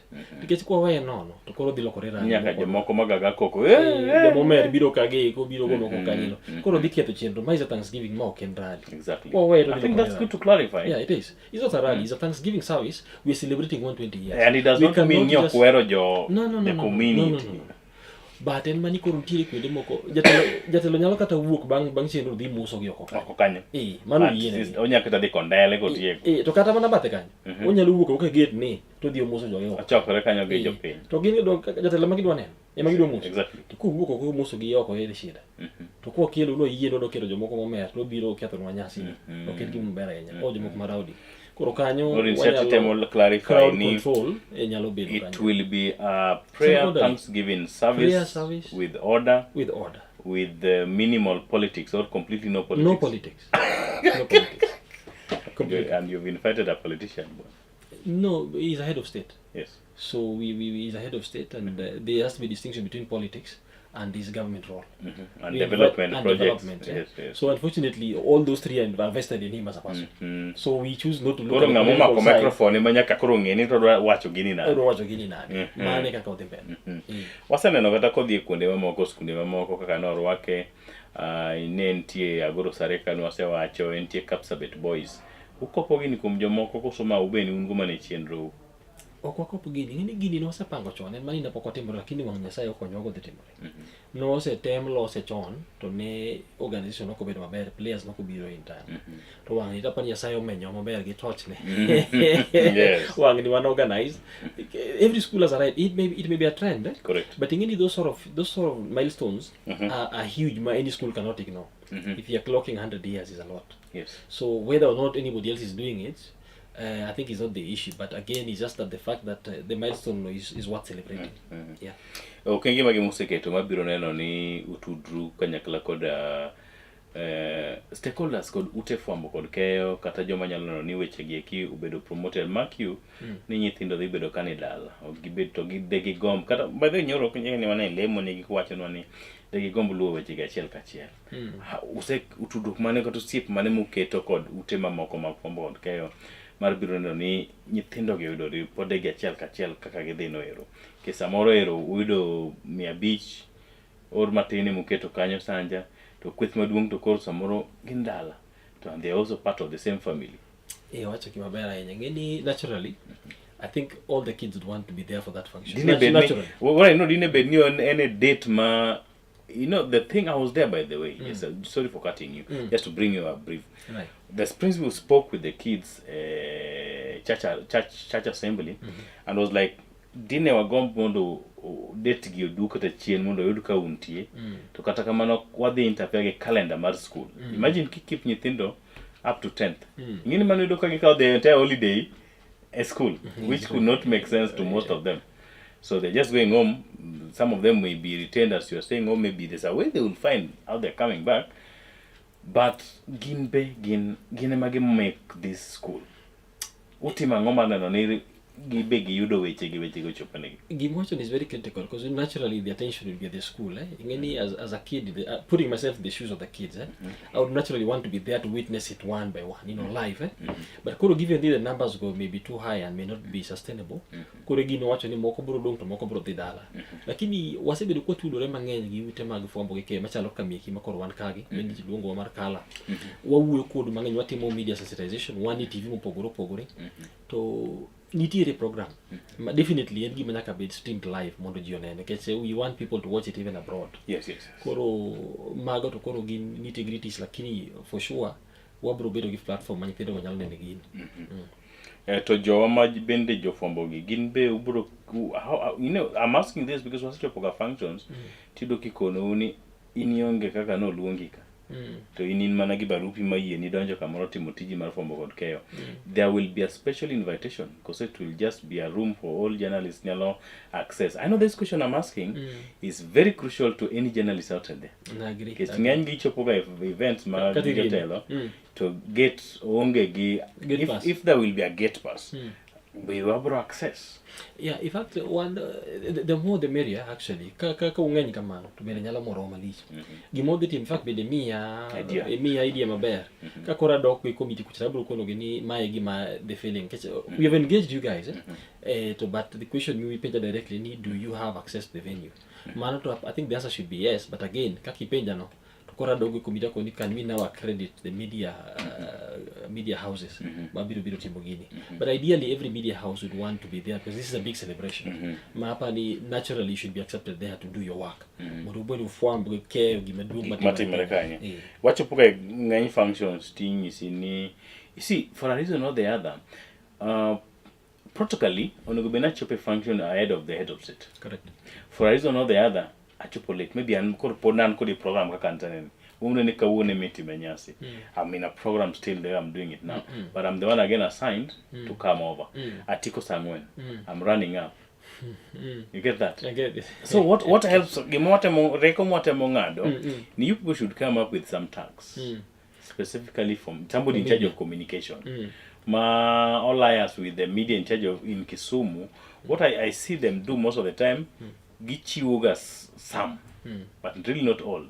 Tomorrow will not access this person. Moko Nairobi. True or false? It's true. Your media moko Nairobi. Koro kaki chopo to wangeni jorim emanegi tags mag media. Kachupe get and I'm blocked.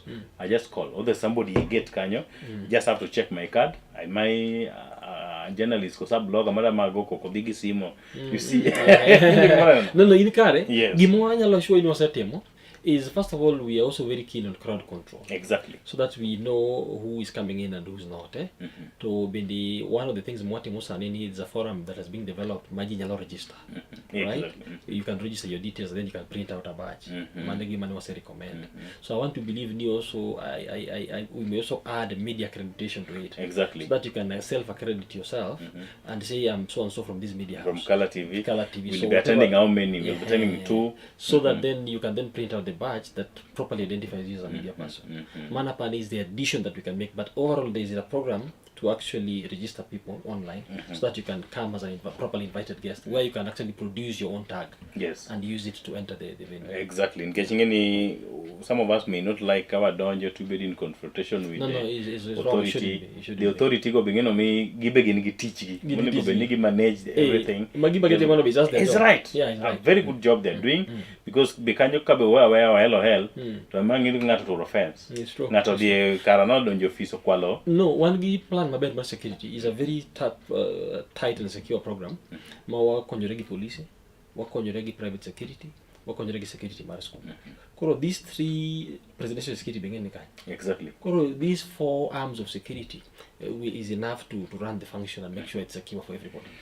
Tudok mane musebedo go kod tendo bila manyanza kiche maybe you may know this or not tendo bila manyanza mano kata commissioner gin jok masamoro nyaka koro chik negi tu kabisa. I know they will even be doing a pre-visits. Yes. Day to 2 days to monogeny ground chalona de. It's true. Is it a presidential setup gimora inano bun kod gi in talks muna no ni wecho yo maka. Yes, at different levels wo gi those security levels to bende wan gi gimilo ni dry run wabro romo gi jogo te kanyakla. Exactly. 2 to 3 days before the event to wangi yo venue te to wangi what is the security status. Angomo mi otio ge fail instead of this. That wabro bedo kodi at the highest level nyaka what maduong cha representatives gibro bedo kanye. I know PS Omolo nyaka gibed kanye. Yes. Gibro bet kanye iro kato wabro chako kodi, but we are in touch with them and also programs matimo sande gi recommendations matimo between there's some triangulation between the committee, the school to gi office jatelo. Koro whatever we are planning here to kwasi agree gi school titero manu kucho jogo bende ng'eye kagise ng'eye magi certify ni gini ber gibro be the ground. In fact we have a date to go and assess the ground. Yes. As part of the planning committee.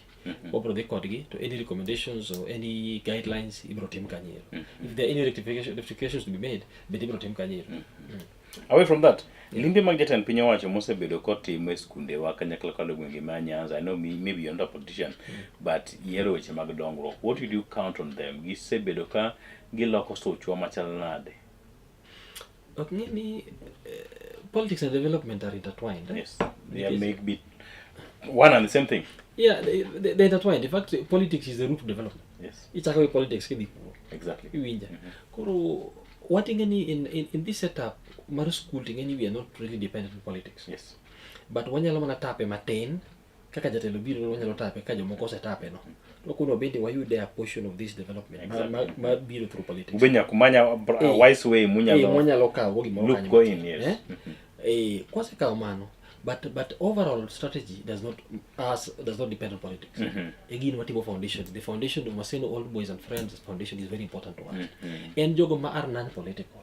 Magi inge politics mo ko nyal timo gimoro ka antie gimoro dwaro kuno. Ageta moro en. Timo gimoro dwaro. To jowagi jo foundation gi en gimoro dwaro gen is a stakeholder. Either no somo skund no or nyathine ne ni kuro or no siep skul.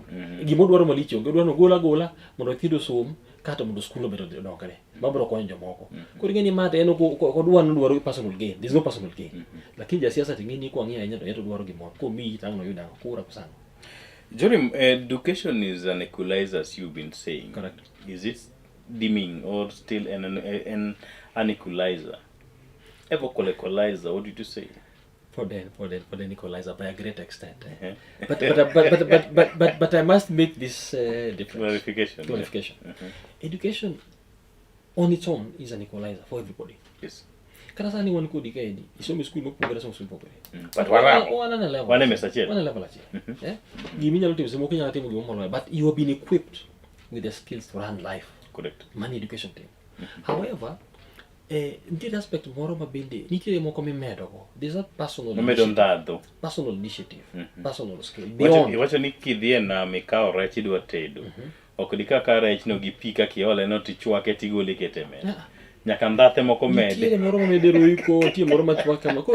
Koro magi ting'e, jomoko no yani ma en rech, wan rech kanyero. Lakini nitie moro mang'eny no rech ni anyalo add value rech. Exactly. Anyalo wale molokre mbuta, ma us gini, us piende, anyalo chamo modong. To banyalo tedi mopogore. Koro mani iluongo ni personal initiative beyond what education gives. Yes, beyond what you got in Maseno School. Beyond what you got in Maseno. What have you done? Personal initiative. Yes. But nitiere moro ma bende, truth be told, yes. Ni kuma ng'ato somo bende matters. Oh. No school ma ng'ato somo matters a lot. Gino ka ji gore ni school ma national gi. National gi gini choko ji tema jo tema riek e Kenya. Like there's a cry ni gani no ukawo nyithindo mok tin ne 1,100 gi wi. Utero gi kany. Everybody is crying in the same school. And I can tell you for sure. Jogo modhi school de madongo they normally tend to be big people in the society. Okay. Normally, king yogangi amakeloge. Fate follows them. Big businessmen, they are in government, they're in politics, they're in law, they're doctors everywhere. So naturally, because of that competitive element, these people tend to be... They're shaped to be great men in the society. Yes. Koro nyathini ka somo kund, kata ken ki somo kund, already you have a network. Your network is your network. Koro jomo iro ni path nyathi nyalo bedo maber kech jomo ng'eyo. Na somo ge ng'ane, minister ma ng'ane, nene klasa. Koro ng'ane kapo ningi madwago eto nyating'o bade ng'ane. Kumunyalo dhi. Kao na ng'ane. Iwinja. Ok wach ni skunde moko giricho, lakini to gipogore. Skunde madongo gi, they tend to do very well. Their products tend to do very well. True. Koro gino ka nyithindo gore dwa somo kwede kech kata an aseneno. Mo somo go ng'enyne, go setimo gik madongo ta bende wasetudre kodgi mosekonyore kodgi. Jeremy, it is true nkech I didn't learn in Maseno, but I'm a friend of Maseno. Giluonga ga number one fan of Maseno. Right. Anytime there is an admission going on, parents approach me, they think I'm a teacher, and they approach me like chances. Absolutely.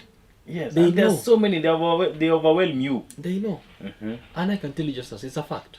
And they've taken, they are in big positions, and we have interacted with them, and we have managed to benefit from them. You understand?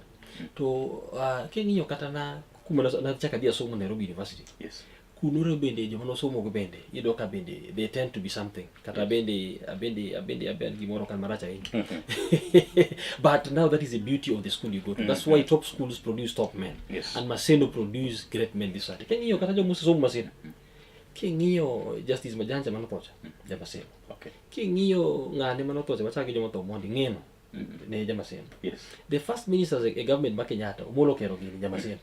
Jarembo Gigo Dinga, the Jamaseno, first vice president. King Niyo Doloaya, minister, Moi government, Jamaseno. And so on. There are so many Maukanyal watching it.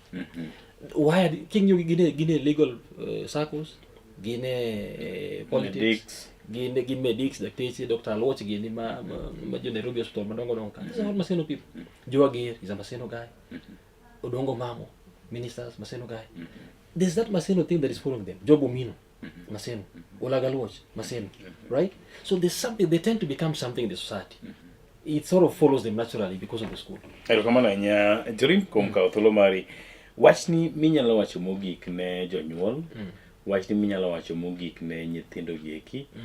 ne ng'ata makoro neni samoro winjo wachni for the first time to samoro bende ogombo ni lwete ochope wach mar foundation mudwa chako ni. What would your big message to our viewers Okinyi Market Corner? Erokamano ahinya Migos Justice from Luonga, go erokamano ne gimitimo ni ber. Akwa ni jogo duto ma mokwongo achak gi joma nodhi Maseno School. Nyasi mar Maseno at 120 ni en maru. Kik ubaru. Losuru kalenda maru mondo tarik 10 ni ubi e skul Maseno kochakore saa 2, 10th April. Saa 2. To bende inyalo dwaro support gini nikech wadwaro no support gini endi. Wan gi paybill marwa 210087. 2-1-0-0-8-7. Inyalo oro gimoro kanyo mondo walos go wach nyasi ni. To moko bende wabiro kawo to teri foundation miloso ni endi. Jonyuol mane nyithindgi somo Maseno bende unyalo udise benefit from Maseno already, unyalo oro gimoro kanyo bende. To wakoudi mondo bi mondo ujumuika kodwa mondo wa celebrate together. This is a big day for the school, for the region and for the Kenya, for the entire country. Koro mi wakoudi mondo ugida kodwa. Mogik foundation mwaloso ni biro konyo nyithindo. En foundation mabro konyo nyithindo in perpetuity kata wan wabro we to wene jomoko. Koro miyo kiwinjo ka Nyasaye omulo chunyi matin. Tinyalo contact wa paybill marwa wasewacho kanyo nyalo nuonugo 210087. Inyalo oro gimoro kanyo tindiko ni foundation as a narrative to wabro kawe to waketi agulu achiel mabiro konyo nyithindo te. Umi warwako kendo erokamano nya Justice. Erokamano nya. I don't know whether that thing remained the same while you in Maseno. You were having a school anthem. We love you, oh Maseno, for you are our school. Forever we shall, oh our Maseno. Waningeni wananyalo mana go ni Maseno strong. Ngeni wendo no biro ka wan wasibu. Yes, I know. Utula mane ukeli wandalo wanonge kode wana gi persevere shall win through mabe osekonyowa wase persevere awinjo kuloke gi dholuo ni kinda piny manyalo gimoro manyalo gimoro kik chunyi tho no matter what. That's a very strong statement. Don't give up no matter what. Kinda piny osekonyowa kinda piny manyalo gimoro.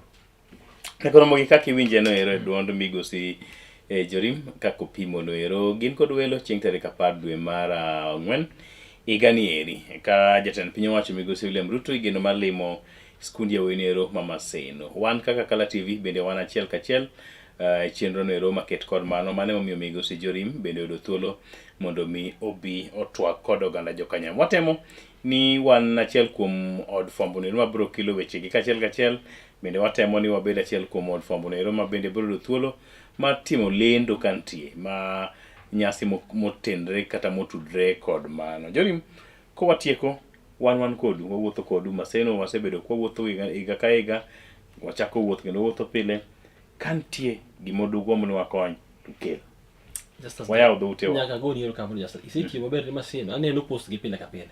You are always on time and you are always at the right place the right time when they have big moments. It's a support school ni maber obendi wago ni erokamano maduong'. You really done a great job in terms of spreading the good news of Maseno and all the big moments. Koro wabendi kantie gi moto wago ka jatend piny owacho biro koro gwetho oko. Wan kodu wana kodu nyaka tu nyaka giko erokamano kibet gi luor wan kodu kendo wago erokamano ahinya. I don't know you have last otemo gik ne japuonj maduong' Principal Owino. We want to will give Mr. Owino. Japuonj ositi maber. Japuonj Principal Owino kinena. Mondi wapaki nikech nicha ni miyo result maber mar KCSE. Ni tie maber ni miyo wa A's moromo. To bende inje puonj mogwedhi nikech gini timore tena mari. Ngoni OGW. Peter Owino. To gima bende wahero go Migosi Owino ni wan kaka MOBA Maseno All Boys Association otiyo kodwa maber. Ng'e jopuonje moko noko embrace wainya. To japuonj Owino to yawnwa dhudi. Koro ng'eni wabende chunywa bende wayaw fuke wabende wayaw kwatero gimoro Maseno. Nikech otiyo kodwa maber. Ong'e kaka manage stakeholders maber. Ma wan the key stakeholder as Maseno All Boys. Koro japuonj Owino in advance congratulations for celebrating Maseno at 120 during your time and tenure. Kendo we also congratulate you for good results in each and every and we continue to pray and believe that you'll give us even better results next year, this year and next year. Erokamano Jorim kuom kawo thuolo deko sekalo kanya par kod adek en sa achiel nyaka nwachake kuom kawo thuolo mari kendo twak kod oganda jokanyanam kendo wan kod geno ni chenro duto biro dhi nyime nyaka romo jong kaka osechan mondo mi skundi yawenero ma Maseno waluonge ga ni the home of the boy child obi thuolo mar bedo kod jatend piny owacho. Bende wan kod geno jatend piny owacho Migosi William Ruto kotimo limbe Kisumu kendo Maseno to en mana weche geko mag dongruok achiel mar oganda emibro yale skul no ero kendo geko ma oganda bedo kod alam mar gwero kamano. Wachoko time kendo odiochieng' machielo. Akaw yo machuok kaduogo to wang'iyo ni to reporters wa gin weche mage mabende giluwo ni nyaka Mogajwang' e counties wa duto kamoting'o Homa Bay, Migori, Siaya, Kanyakla koda Kisumu. Wakaw yo machuok waduogo.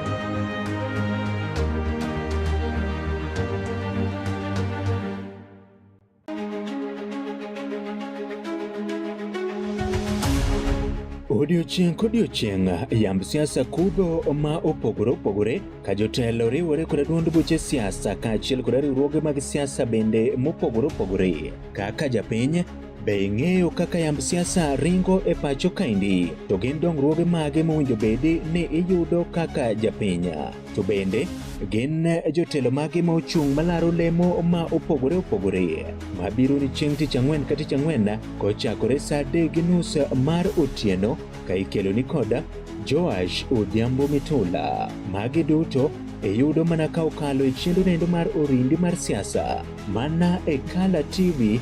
Orindi mar siasa kik bai.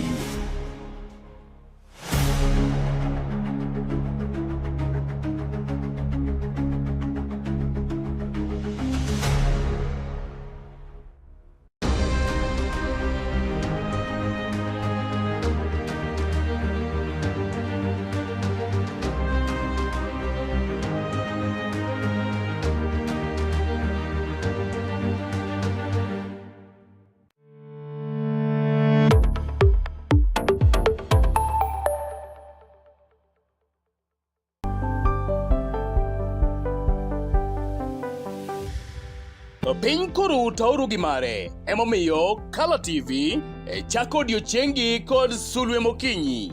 Kabende Sulwe Mokinyi menyo odiochiengi juma mangima. Kawachako kod weche manyien matuche kendo miyo ing'eyo gik matimore e tung piny koni kod kocha. Kabende warango kaka odiochiengi biro bedo e futo mar yamo e kor lwasi, nondo mar oboke, chal mar apeyni e kind mamoko mathoth. Bang'e to iyudo twak manimba kod jolony ma opogore opogore kanyakla kod kithor mar weche gweko ma opogore opogore. Wechego mag siasa, twak e weche ngima, somo, ohala e kind mamoko. Ema omiyo wuok tich nyaka tich abich itudori kod an Justus Adoyo kaachiel koda ka an Brenda Agenyo saa 12 okinyi nyaka saa 4 onyango mana e Kala TV. Kala TV machiegni pacho ma e odwa.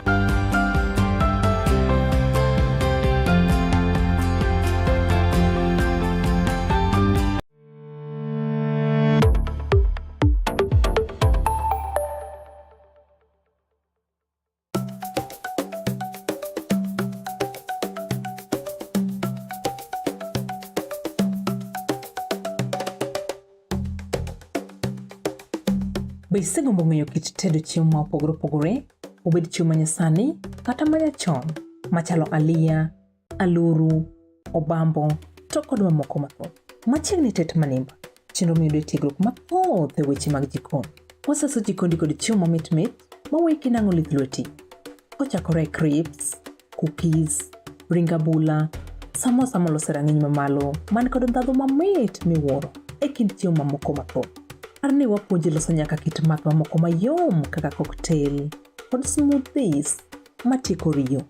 Kik bai, tudi koda juma ka juma mondo wated kanyakla. Chieng' tich ang'wen, chakre saa 5:30 nyaka saa 6 mar odiochieng'. Tet manimba, duoko duto ne penjo mag jikondi.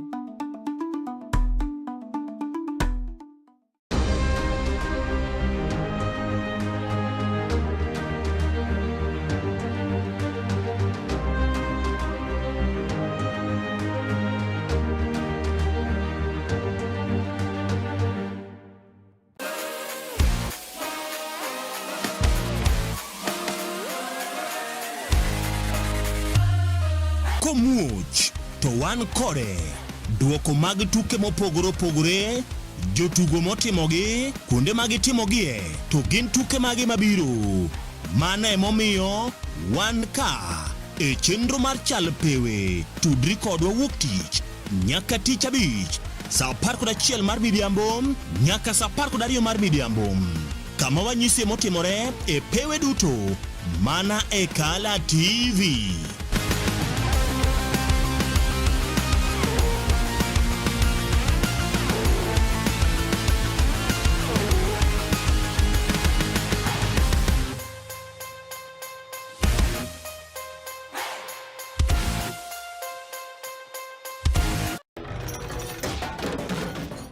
Bedo kod odiochieng' marabora e sikunde ka iduogo pacho, yud thuolo mar kweyo pachi kendo bedo gi mor e chenro mar Bang School. Chenro mar Bang School chakore saa 10:30 ma midhiambo nyaka saa 11 ma midhiambo. Kama inene katun mamori, ipuonjori weche mathoth, ibedo kod mor gi nyiero motimo Cathedral.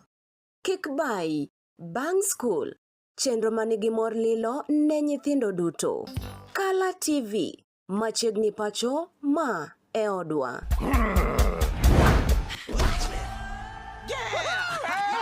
I've fallen and I can't get up.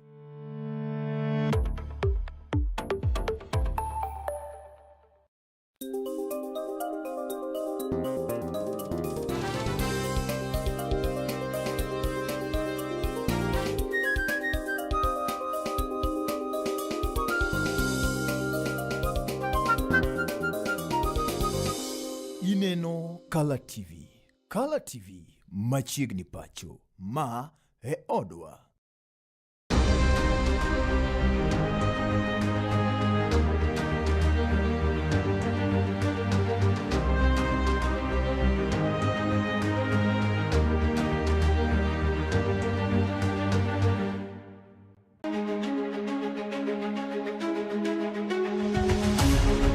Odiochieng' kodiochieng' yamb siasa kudho ma opogore opogore ka jotelo riwore kod duond buche siasa kaachiel kod riwruoge mag siasa bende mopogore opogore. Kaka japiny, be ing'eyo kaka yamb siasa ringo e pacho kaendi? To gin dongruoge mage mowinjo bedi ni iyudo kaka japiny?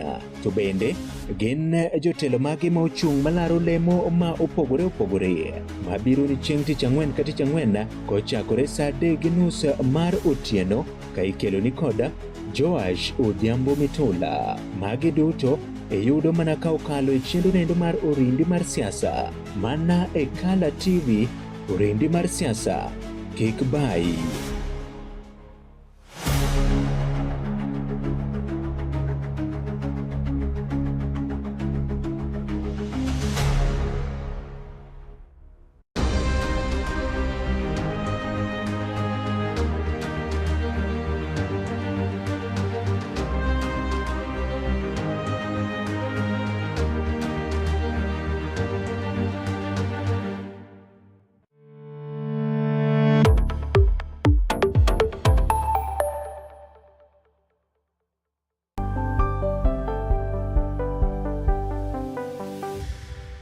Piny koro tauru gi mare, emomiyo Kala TV chako odiochiengi kod Sulwe Mokinyi.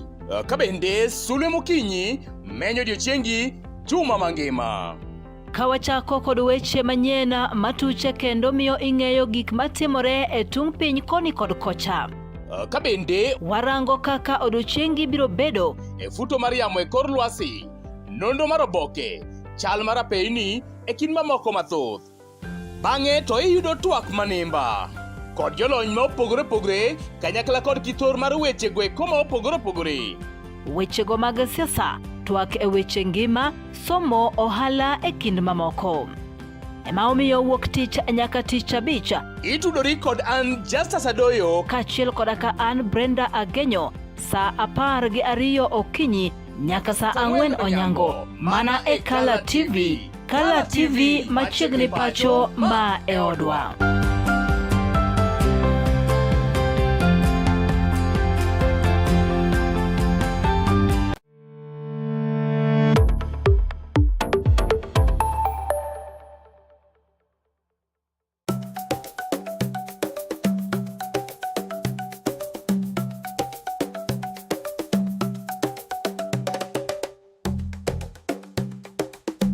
Be isegombo ng'eyo kit tedo chiemo ma opogore opogore, obed chiemo manyasani kata manyachon, machalo aliya, aluru, obambo, to kod mamoko mathoth.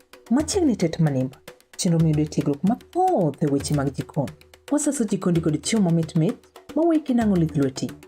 Kochakore crips, cookies, ring abula, samosa molose rang'iny mamalo man kod ndhadhu mamit miwuoro e kind chiemo mamoko mathoth. Par ni wapuonji loso nyaka kit math mamoko mayom kaka cocktail kod smoothies matieko riyo. Kik bayi, tudi koda juma ka juma mondo wated kanyakla. Chieng' tich ang'wen, chakre saa 5:30 nyaka saa 6 mar odiechieng'.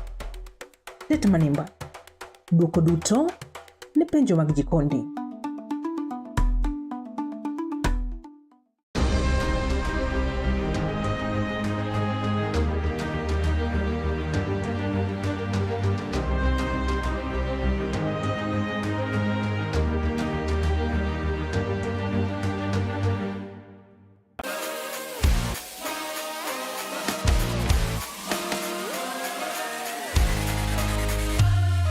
Komuoch to wan kode duoko mag tuke mopogore opogore, jotugo motimogi, kuonde mag timogie, to gin tuke magi mabiro. Mano emomiyo wan ka e chenro mar chal pewe, tudri kodwa wuok tich nyaka tich abich saa 11 mar midhiambo nyaka saa 12 mar midhiambo, kama wanyisi motimore e pewe duto mana e Kala TV.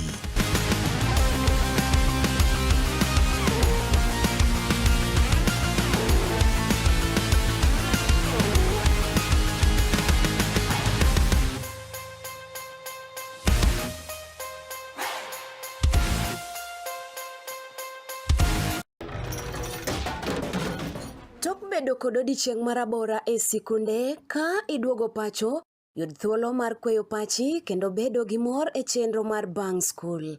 Chenro mar Bang School chakore saa 10:30 ma midhiambo nyaka saa 11 ma midhiambo, kama inene katun mamori, ipuonjori weche mathoth, ibedo kod mor gi nyiero motimo Cathedral. Kik bayi, Bang School, chenro manigi mor lilo ne nyithindo duto. Kala TV, machiegni pacho ma e odwa.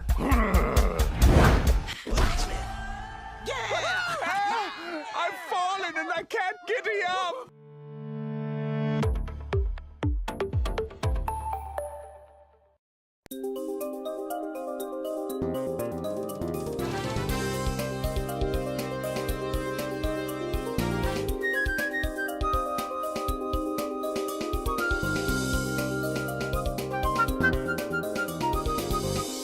Ineno Kala TV. Kala TV machiegni pacho ma e odwa.